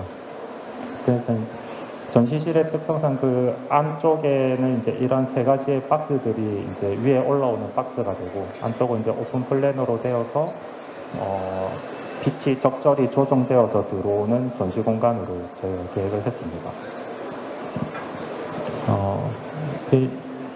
좀 더 설명을 드리면은 보시면 이제 이 난강과 대지에 이런 10m 정도의 레벨차가 있는 대지에 현재 기존의 땅이 이렇게 계곡지형으로 푹 파져 있는 땅이었어요. 거기에 이제 이런 식으로 건물을 끼워 넣는 형태로 계획을 했고 전시실의 특성이 이제 빛이 많이 들어오지 않아도 되는 시설의 특성을 가지고 있거든요. 그러다 보니까 이제 지하로 많이 묻게 하는 전략을 가지고도 있었고 그러면서 이 도로 쪽에서 레벨을 끌어올려서 위쪽에 난강을 바라보이는 쪽에 이제 공원과 카페 같은 것들을 형성하는 이제 계획으로 진행을 했었습니다. 그런 이유 중에 또 큰 이유는 저희가 이 난강변을 따라서 쭉 이제 녹지가 이어져 있는 진주시에 녹지축이라는 것들을 끊어지지 않고 계속 유지를 하고자 했던 부분들이 있었고요. 그런 측면에서 이게 배치도, 이제 건물의 배치를 표현하는 배치도인데, 배치도에서 보시면은 이제 건물이 그렇게 드러나지 않는 모습이라고 보실 수 있을 것 같아요. 그래서 이제 크게 건물은 이제 지하 1층에 들어와서 로비와 중정, 이제 전시관들로 구성이 되어 있고, 이제 전시회 동선 들어와서 이 전시관들을 오픈 플랜처럼 쭉 돌면서 이제 중정을 통해서 옥상으로 올라가는 그런 이제 시퀀스를 가지고자 했습니다. 그래서 전시를 보고 이런 중정을 통해서 옥상으로 올라오면은 이제 난강 쪽이 보이게 되는 어떤 이제 공간을 이렇게 쭉 걸어가면서 경험할 수 있는 그런 시퀀스를 조금 만들고자 했다고 봐주시면 될 것 같고요. 이거는 이제 난강 측에서 봤을 때 이러한 이제 유등이 뜨는 떠 있는 듯한 이러한 모습을 저희가 생각을 하고 진행을 한 프로젝트라고 보시면 됩니다.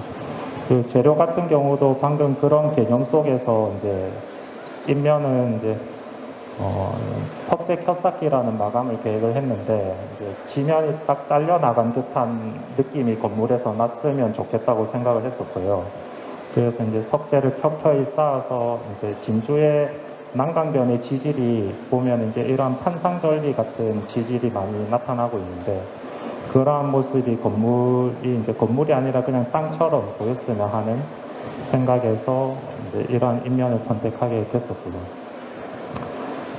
이거는 이제 난강 쪽에서는 봤을 때 이런 뿌연 유리와 흰색 유리 덩어리들이 있으면서 저녁이 되면 여기가 불이 켜져서 이게 유등처럼 연출이 되는 의도를 가지고 계획을 하고자 했습니다. 그래서 사실 지금 제가 소개한 프로젝트 같은 경우는 이제 완공이 된 프로젝트는 아니고 지금 한창 공사를 하고 있고 막바지인 프로젝트고요. 공사 중인 사진을 간략하게 소개를 드리면은 아무래도 땅 밑에 들어가는 건물이다 보니까 이제 땅을 한 5m 정도를 이제 많이 파게 되고 이런 땅을 파면서 이런 흙막이 시설들을 좀 많이 하게 됩니다. 그렇게 땅을 파내려가면서 공사를 했고 이제 이런 골조를 밑에서부터 차근차근 공사를 해서 올라와서 이제 골조 공사를 하고 있는 모습이고요. 이제 현재는 지금 이 정도까지 공사가 되어 있고 아마 이제 내년에 개관이 되지 않을까라고 생각을 하고 있습니다. 그래서 인면에 보시면 이제 요게 아까 앞서 설명을 드렸던 돌을 이제 켜쌓기를 해서 지층이 드러나는 것 같은 의도를 표현을 하려고 했던 인면이고요. 정면에서 봤을 때는 이런 모습이라고 보시면 될 것 같습니다. 이건 이제 건물 안으로 들어갔을 때 전시실 내부고 아마 이런 전시실의 특성상 그 내부에 전시물이 채워지는 이제 져야 이제 완성이 될 텐데 저희가 건축가로서의 역할은 이제 이러한 공간들의 구성을 하고 이 전시물이 채워지기 전에는 이 공간을 그대로 이제 감상을 할 수 있는 정도의 디자인을 했던 것 같고요. 그래서 보시면 이제 전시실 메인에서 들어왔을 때 보이는 공간이고 이런 곳에 이제 작은 유등들이 전시가 될 예정입니다. 들어와서 이쪽으로 돌아가면 여기 이제 큰 덩어리 안에는 빛이 들어오지 않는 전시관이 계획이 되어 있고요. 그래서 그 전시관 안에 들어가서 유등을 보고 돌아서 나오면은 이쪽에 이제 아까 앞서 보셨던 위쪽에 올라와 있는 유리 박스를 통해서 이제 빛이 떨어지는 공간이 있습니다. 이걸 이제 저희는 이제 공간적으로 유등이 건물에 박혀 있는 듯한 공간을 좀 표현을 하려고 했었던 의도가 있고요. 이 공간을 지나서 아마 여기 아래로 어떤 전시물들이 설치가 될 예정이고요. 공간을 지나서 이제 다시 쭉 돌아서 오면 이쪽에 기념품점과 이 램프를 통해서 처음 들어올 때 만났던 중정 쪽으로 이어지게 되고요. 이제 이 중정을 통해서 이제 위쪽에 공원으로 올라가게 됩니다. 공원으로 쭉 올라가게 되면은 이제 이러한 계단을 쭉 타고 올라가면서 하늘을 보고 중간에 중정에 있는 전시를 보면서 올라갔을 때 뭐 사진으로는 지금 표현되지 않았지만 마지막에 이제 이 뒤쪽 지점에 다다르면서 이제 난강을 향해 시야가 트이는 이제 그런 경험을 좀 만들어 주려고 했었고요. 아마 사실 이제 조금 복잡하고 간단히 설명하기 힘든 내용이라서 되게 와닿지는 않으실 수 있을 것 같은데요. 일단 제가 이런 의도를 가지고 전시관들을 건축가들이 설계를 하고 그런 이제 전시관에서 동선이 되게 공간을 경험하는 이제 방향인데요. 다음에 이런 건물들을 찾아가시게 된다면은 이런 걸어가면서 전시물 외의 공간이 어떻게 이루어져 있는지를 한번 같이 생각해 보시면 좋을 것 같아서 준비를 했습니다. 이상 발표 마치도록 하겠습니다. 아, 네. 앞서 계셨던 건수사님하고 또 다른 어떤 그 주제의 그런 프로젝트를 멋진 건물로서 소개를 시켜주신 것 같습니다. 공공건축에 대한 부분에 대해서 이렇게 설명해 주셨는데 그 외적으로도 혹시 이 부분에 대해서 질문사항 있으신 분들은 예, 편하게 손들어 주시면 감사하겠습니다. 네. 너무 어렵게 생각 안 하셔도 되고요. 예. 여기 계신 시민분들도 혹은 건축 하고 계신 분들께서도 혹시 질문사항이 있으시면은 얘기하셔도 됩니다.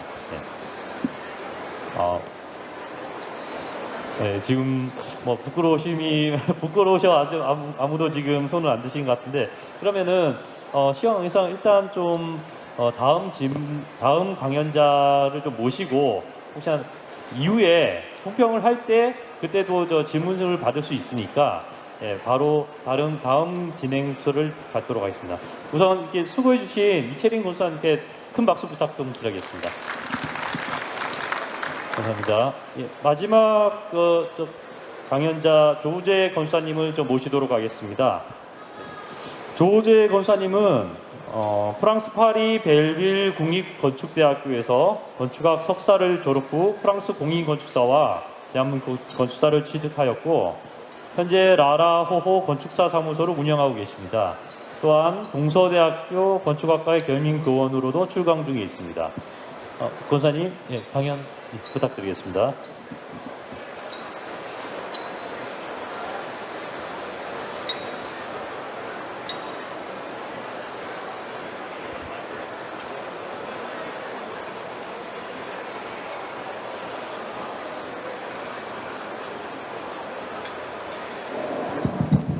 이거 레이더가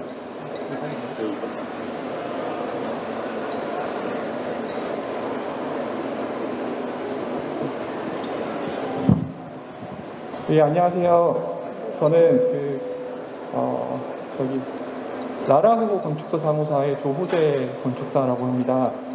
오늘 이렇게 코리아빌드에서 이렇게 만나 뵙게 돼서 너무 반갑고 또 제가 아마 마지막 오늘 강연 순서인데요. 마지막까지 그 강연을 참석해 주셔서 너무나 감사드립니다. 저희 사무실은 라라호호 건축사 사무소라고 합니다. 그래서 저희 사무실을 많이 지금 찾아오시는 분들이 항상 저한테 하시는 이야기가 뭐냐면은 도대체 라라호호가 무슨 뜻입니까? 라고 이야기를 되게 많이 하시거든요. 그러면은 제가 반대로 혹시 무슨 뜻일 것 같으세요? 라고 이야기를 많이 이렇게 질문을 드리는데 그럼 많은 분들이 그냥 그 이름 그대로 웃음소리? 호호호호 그런 즐겁게 좋은 어떤 웃음소리가 아닐까요? 라고 이야기를 많이 하세요. 그래서 저도 맞습니다 라고 이야기를 이제 드리고요. 왜냐면 1차적으로는 이제 그런 의미를 담고 있고 2차적으로는 이제 꿈꾸는 사람들을 위한 건축을 하겠다라는 그런 이제 마음으로 저희 사무실 이름을 라라호호라고 지었기 때문에 이제 그렇게 이해를 해주시면 됩니다.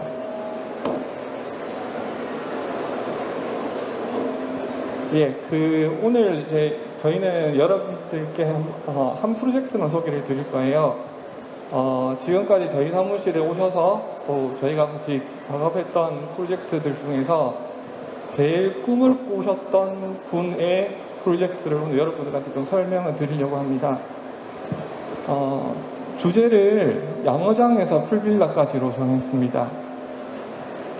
이분은 당시 이제 2년 전이니까 35에 제천 쪽에서 펜션 관련된 업을 하시다가 이제 그거를 잘 넘기시고 이제 2차적으로 좀 자기 사업을 이제 좀 구성하기 위해서 여러 이제 방면으로 스터디를 하시다가 그때 당시에 지금도 마찬가지겠지만 많은 분들이 관심을 갖고 있는 프로그램이 풀빌라였습니다. 그래서 그분은 자기가 했던 숙박업의 경험을 토대로 남해에 풀빌라를 짓기 원하셨습니다. 그래서 저희 사무실에 찾아오셨고요. 그래서 이분 같은 경우에는 이제 처음에 땅값이랑 건축비를 대략 한 30억 정도 그렇게 예상을 하시고 이제 찾아오셨는데, 처음 대뜸 저희한테 하시는 이야기가 뭐냐면 자기 전 재산이래요. 자기 전 재산으로 또 이리저리 또 어머니 아버님 또 가족분들한테 빌려서 전 재산으로 이 사업을 하겠습니다라고 저희한테 이야기를 하시더라고요. 근데 그게 저는 어떻게 들렸냐면은 저희가 잘못하면 이분의 전 재산을 날리겠다는 생각이 일단 1차적으로 먼저 들더라고요. 그래서 사실 되게 부담이 됐었어요. 왜냐면은 저희가 단순히 옷을 만들거나 뭐 이렇게 책을 만들거나 하는 직업이 아니고, 이게 아까 전에 어떤 분이 말씀 주셨지만 부치가 상당히 큽니다. 저희가 이렇게 쭉 진행을 해서 결과물 자체가 만약에 좋지 않을 경우에 이분한테는 정말 인생에 이분이 가졌던 모든 돈, 30억이라는 돈을 저희가 완전히 이제 버릴 수 있지 않을까라는 그런 생각을 많이 했었습니다. 그래서 그렇게 진행이 됐던 프로젝트입니다. 예, 그 위치는 우리 대한민국의 최남단에 있는 남해에 있습니다. 그 남해에서도 미조면이라는 어떤 지역입니다. 이제 제가 이렇게 이제 빨간 선으로 이렇게 이제 지역 마킹을 해놓은 부분이 지금 현재 풀빌라가 들어서 있는 위치고요. 처음에 어떤 위성 사진입니다. 조금 더 가까이 가시면 이제 기존에 사실은 비어져 있던 땅은 아니고요. 양어장이었습니다. 양어장이라고 하면 그 양식업, 물고기를 양식을 하는 그런 장소였습니다. 근데 현재 그때 당시에는 다 비어져 있었고, 제가 듣기로 한 7년에서 10년간 방치되어 있었다, 그렇게 이야기를 들었습니다. 예, 처음에 이제 건축주분을 만나고 이제 미팅을 하러 남해에 가서 찍었던 사진입니다. 남해는 거제도와는 다르게 바다 수심이 되게 얕고, 그 다음에 거제도는 양식업을 많이 하다 보니까 바다도 깊고 좀 검은 듯한 느낌이 많이 났었는데, 처음에 제가 남해 바다를 봤을 때는 정말 여러분들께서 이야기하듯이 거의 에메랄드의 어떤 빛깔들의 바다를 가지고 있었습니다. 예, 또 남해의 특징은 앞에 이제 광활한 바다가 펼쳐져 있는 것은 아니고, 이렇게 작은 섬들이 이렇게 풍경에 이렇게 펼쳐져 있는 그런 모습들을 확인할 수 있었습니다. 지금 아마 이 부지가 저희 사이트였습니다. 여기 예, 특이한 점은 이 양어장은 이렇게 밑으로 내려가면 또 바다로 갈 수 있는 그런 공간들도 또 운 좋게 또 가지고 있었습니다. 이제 바다 쪽에서 찍은 사진인데요. 바다 쪽에서 이 정도 위치에 양어장이 있습니다. 지금은 그때 당시에는 이렇게 많은 어떤 바다 해양 쓰레기들이 몰려져 있었던 상황이고요. 예, 요거 이제 양어장의 모습입니다.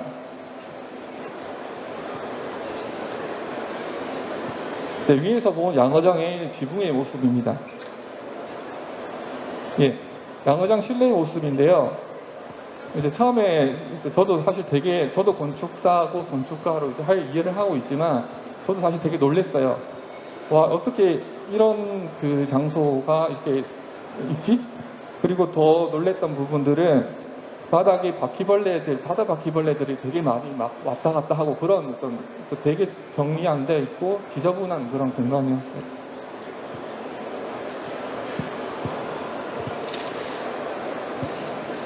예, 그 처음에는 그러면 이 양어장을 혹시 저희가 살려서 새로운 어떤 풀빌라를 만들 수 있을까라는 1차적인 고민을 했었고요. 그런데 너무나 노후된 시설이고, 이제 건축주와 저희가 상의했던 컨셉을 만들기 위한 그런 형식은 아니다 보니까는 이제 결국 철거를 하고 새로운 땅에 제로 베이스로 그렇게 시작을 했던 프로젝트입니다. 양어장 안에서 제가 이제 느꼈던 부분은 결국 이 건물이 양어장이지만 별거 아닌 이런 창을 통해서 실내에서 훌륭한 경관을 바라볼 수 있는 그런 풀빌라가 만들어지지 않을까라는 그런 생각은 했었습니다. 예. 그래서 지금까지는 그 기존에 있었던 사이트의 그런 모습들을 제가 잠시 이제 보여드렸고, 앞으로는 이제 새롭게 이제 구성이 된 풀빌라의 프로젝트를 짧게 설명을 드리겠습니다. 지금 전체 객실은 7동으로 구성이 되어 있고요. 그 다음에 여기는 상부는 주차장이고 하부는 이제 헬스장으로 그렇게 만들어져 있습니다.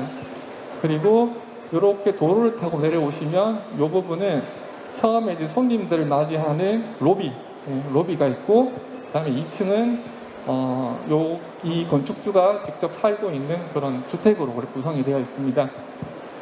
처음에 이런 부분들도 사실은 서두에 말씀드린 것처럼 이 건축주의 예산을 가지고 제가 혹여나 잘못된 결과를 만들 수 있지 않을까라는 고민을 굉장히 많이 했었고요.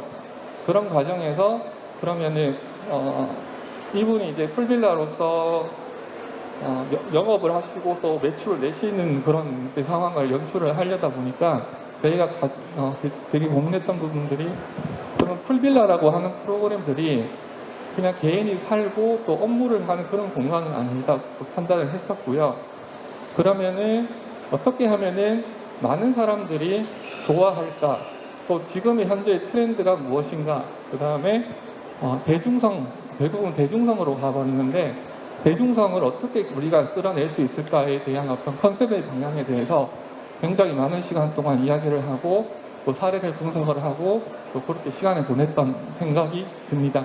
그렇게 해서 처음에 이제 건축주는 사실은 이게 호텔이다 보니까 우리가 이제 이렇게 이제 볼 수 있는 한 동에 큰 어떤 연결된 호텔을 짓자라고 그렇게 이야기를 했었습니다.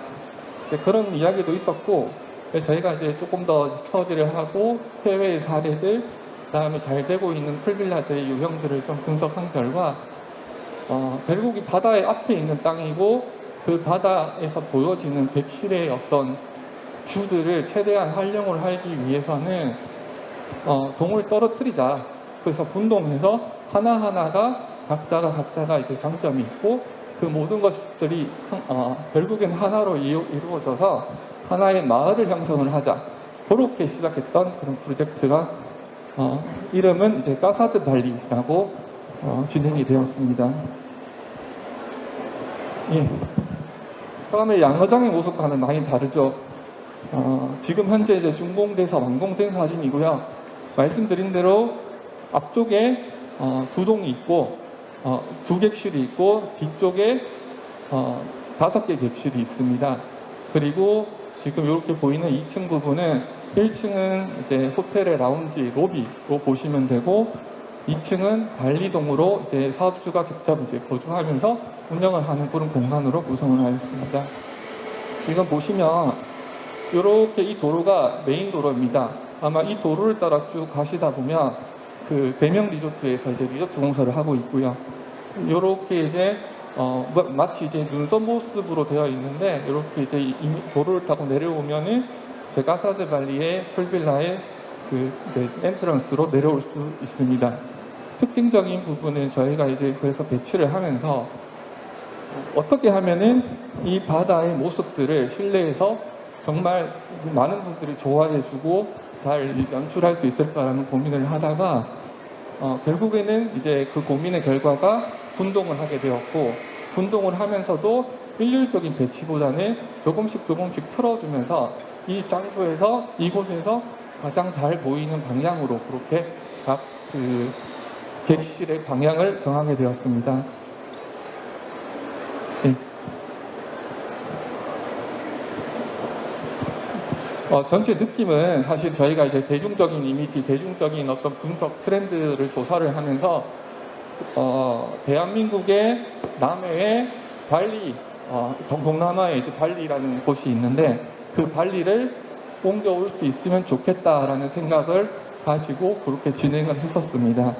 그래서 보시면 앞에 거의 10m 가량 되는 온수풀이 있습니다. 온수풀이 있고 이제 계단을 타고 올라가면 예, 이제 객실 부분이 이제 보여집니다.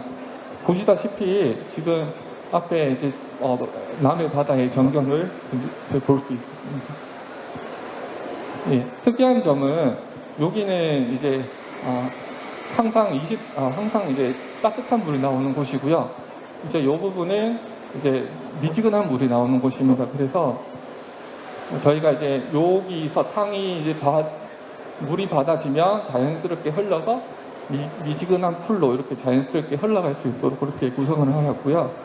내부는 흔히들 많이 보시는 이제 풀빌라의 모습을 가지고 있습니다.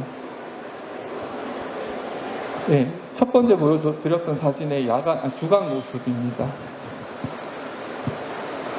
특징적으로 발리의 모습을 좀 연출을 하기 위해서 이렇게 플라스틱으로 된 그 집을 중국에서 또 이렇게 가지고 와서 그렇게 해서 설치가 되어 있는 모습이고요.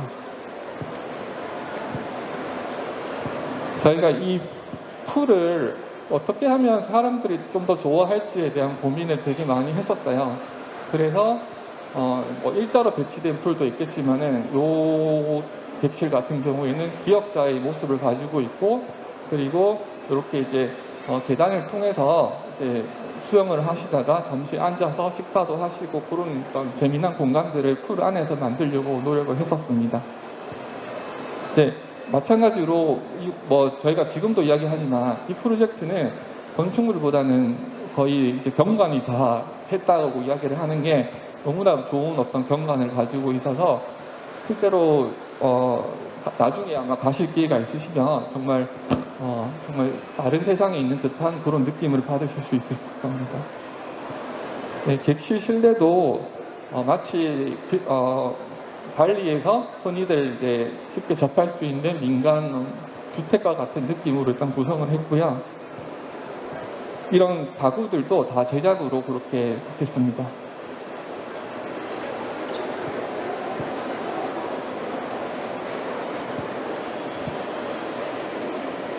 이 부분은 그 1층의 로비의 인테리어 부분입니다. 이제 이 빌라의 가장 좋은 시간은 사실은 노을이 지는 그 시간대고요. 그 시간대에 찍었던 사진인데, 그래서 아마 좀 일상에서 벗어나서 좀 자연 가운데서 정말 자기만의 어떤 시간을 만들 수 있었던 그런 풀빌라였던 것 같습니다.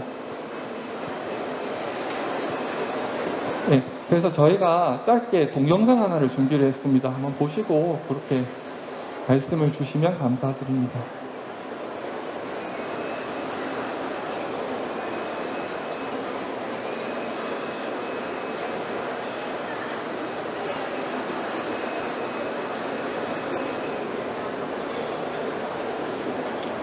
야간에 드론을 촬영을 해서 찍은 영상이고요.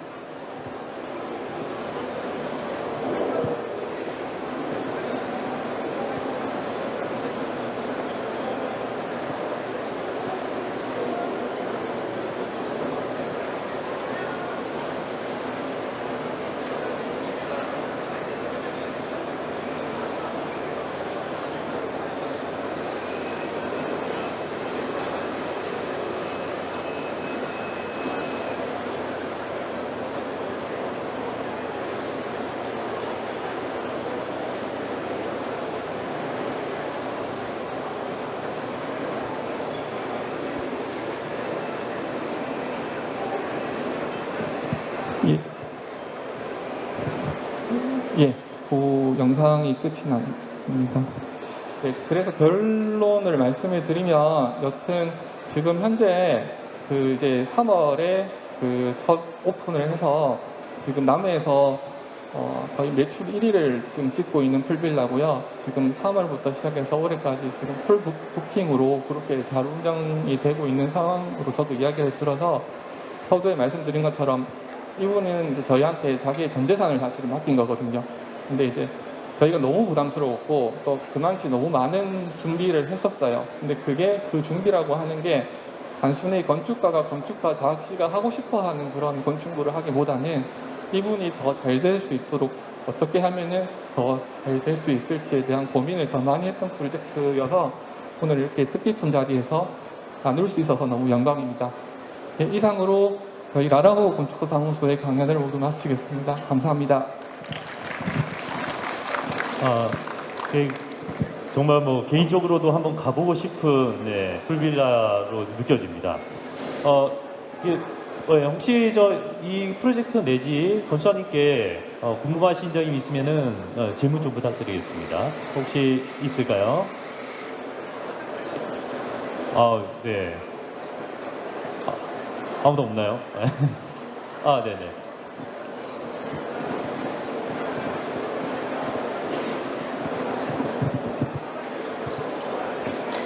건축사님 설명 잘 들었고요. 그 풀빌라에 대해서는 잘 모르지만 아까 그 클라이언트 전 재산이 30억에 맞춰서 저 건축을 하셨다고 하는데 저 건축비만 30억인지 아니면 전체 안에 인테리어를 비롯한 모든 그 이게 30억인지 그 가격이 좀 궁금합니다. 코스트 관련해서는 그 30억 중에서 13억이 토지 비용이었습니다.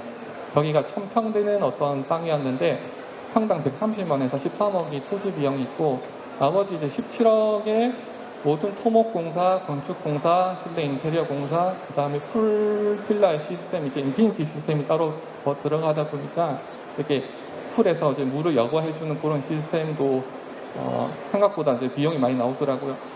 전반적으로는 이제 문의 방금 질문해 주셨던 부분에서는 30억 안에서 13억이 토지 비용이었고요. 나머지 17억이 이제 전체 건축 공사 비용으로 다 할당이 됐었습니다. 네, 혹시 또 다른 질문? 네.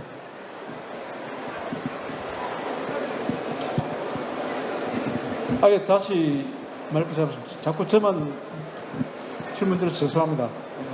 저는 은퇴를 한 2, 3년 남겨두고 있고 또 희망사항은 가까운 근교에 좀 넓은 주택 토지를 가지고 좀 집을 짓고자 하는 그런 꿈을 가지고 있습니다. 그래서 자꾸 관심을 가지고 여쭤보게 되는데요. 제가 그래서 취미로 건축 주택 관련 잡지를 그냥 쭉 재미로 보고 있는데 제가 한 2, 3년 보면서 느낀 거는 나쁜 설계는 없다. 그리고 건축의 디테일과 건축의 맛은 역시 시공 과정에서 디테일이 있다. 그렇더라고요. 여기는 그 건축사님의 그 설계를 그 설계 의향과 그 뜻이 어떻게 아주 디테일하게 그 반영될 수 있는 그런 사람은 건축사님이 하는 게 아니고 결국은 시공 노가다라카나 할 때는 그 건축 실제적으로 이렇게 작업을 하시는 분한테 달려 있더라고요. 그렇다면은 제가 궁금한 거는 건축사님들은 어떻게 자기의 뜻을 완벽하게 실현할 수 있는 그런 시공단이라카나 작업자들을 별도로 구성하고 계시는 건지 아니면 별도로 어떻게 좀 그게 상당히 궁금하더라고요. 제가 한 거는 아무리 건축사를 잘 만나도 시공 단계에서 엉망이 되어버리면은 집은 박살이 나는 경우를 접지에서 꽤나 봤습니다. 그래서 제가 그게 궁금해요, 사실은. 예. 질문하신 부분들이 아마 집을 짓고자 하시는 분들의 공통된 어떤 고민거리일 것 같아요. 사실은 저희한테도 의뢰 많이 오시는 분들도 지금 건축허가 나와 있어서 당장 시공사를 선정해야 되는 그런 과정들에 계신 분들을 보면은 공통적으로 설계를 진행했는데 공사하시는 분들 때문에 골치 아파서 못 해먹겠다 그런 이야기들을 정말 많이 하시거든요. 결국은 이거는 이제 저희의 케이스라서 그렇게 이제 참고하셔서 이제 들어주시면 너무나 감사드리겠습니다. 사실 저희 같은 경우에는 시공을 따로 하지는 않고요. 많이들 그러면 건축사 사무소한테 잘 하시는 시공업체가 있는지 많이 보시거든요. 그래서 그럴 경우에는 저희가 저희 나름대로 검증을 많이 거쳤고 또 같이 작업을 해서 많이 맞췄던 그런 사실 회사들을 소개를 시켜드리고 있습니다. 그런 식으로 검증이 된 그리고 저희와 일을 많이 했던 그런 시공업체들을 소개를 해드리면 혹여나 이제 공사 과정에서 발생되는 불미스러운 일들이란 리스크 부분들이 사실은 많이 좀 줄어들 수 있다라고 일단은 먼저 첫 번째로 말씀을 드리고 싶고요. 근데 두 번째는 그것도 사실은 결국에는 그 부분보다도 사실은 더 큰 부분은 저희는 이렇게 이야기해 드리면 좀 하지만 처음에 이제 공사가 시작되면은 시공사의 현장 소장님을 거의 잡습니다. 잡는다는 말씀이 뭐 그렇게 강압적으로 잡는다 그런 이야기는 아니고 시공사 소장님이랑 미팅을 되게 많이 하고요. 그래서 결국 시공사 소장님이 건축가 사무소 혹은 감리사무소의 지시나 통제를 좀 100% 수용할 수 있는 그런 관계를 만들려고 계속 노력을 많이 해요. 왜냐하면 말씀하신 대로 공사는 벤아웃이 돼버리면 비용이 너무 많이 듭니다.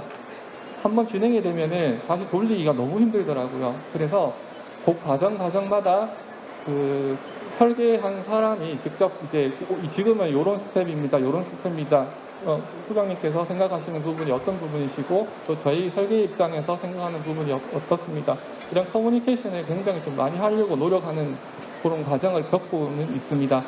그래서 이 대답이 사실은 좀 너무 전반적인 대답인 것 같아요.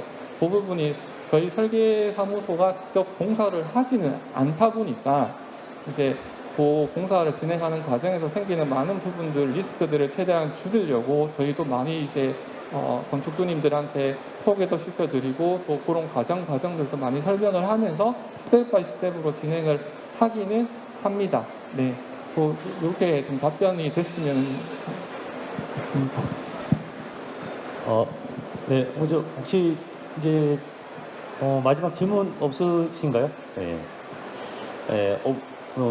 이게 수고해주신 조우재 권사님께 박수 한번 부탁드리겠습니다. 네, 고맙습니다. 권사님 내려가지 마시고요. 네. 네 분의 권사님을 잠깐 저 자리로 좀 모시도록 하겠습니다.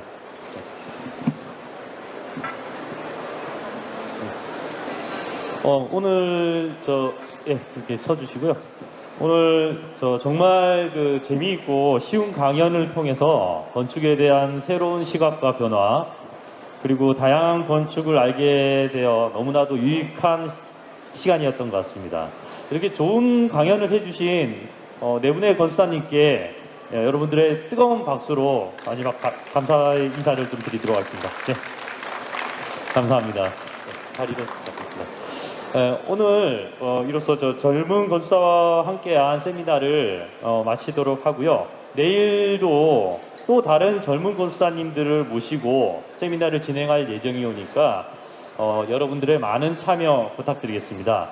예, 오늘 이렇게 자리를 함께 해주신 여러분들께 제가 큰절 한번 올리도록 하겠습니다. 감사합니다. 네. 네, 자리에 일어나실 때는 잃어버린 물건 없도록 자리를 잘 정돈해서 챙겨주시기 바랍니다. 감사합니다.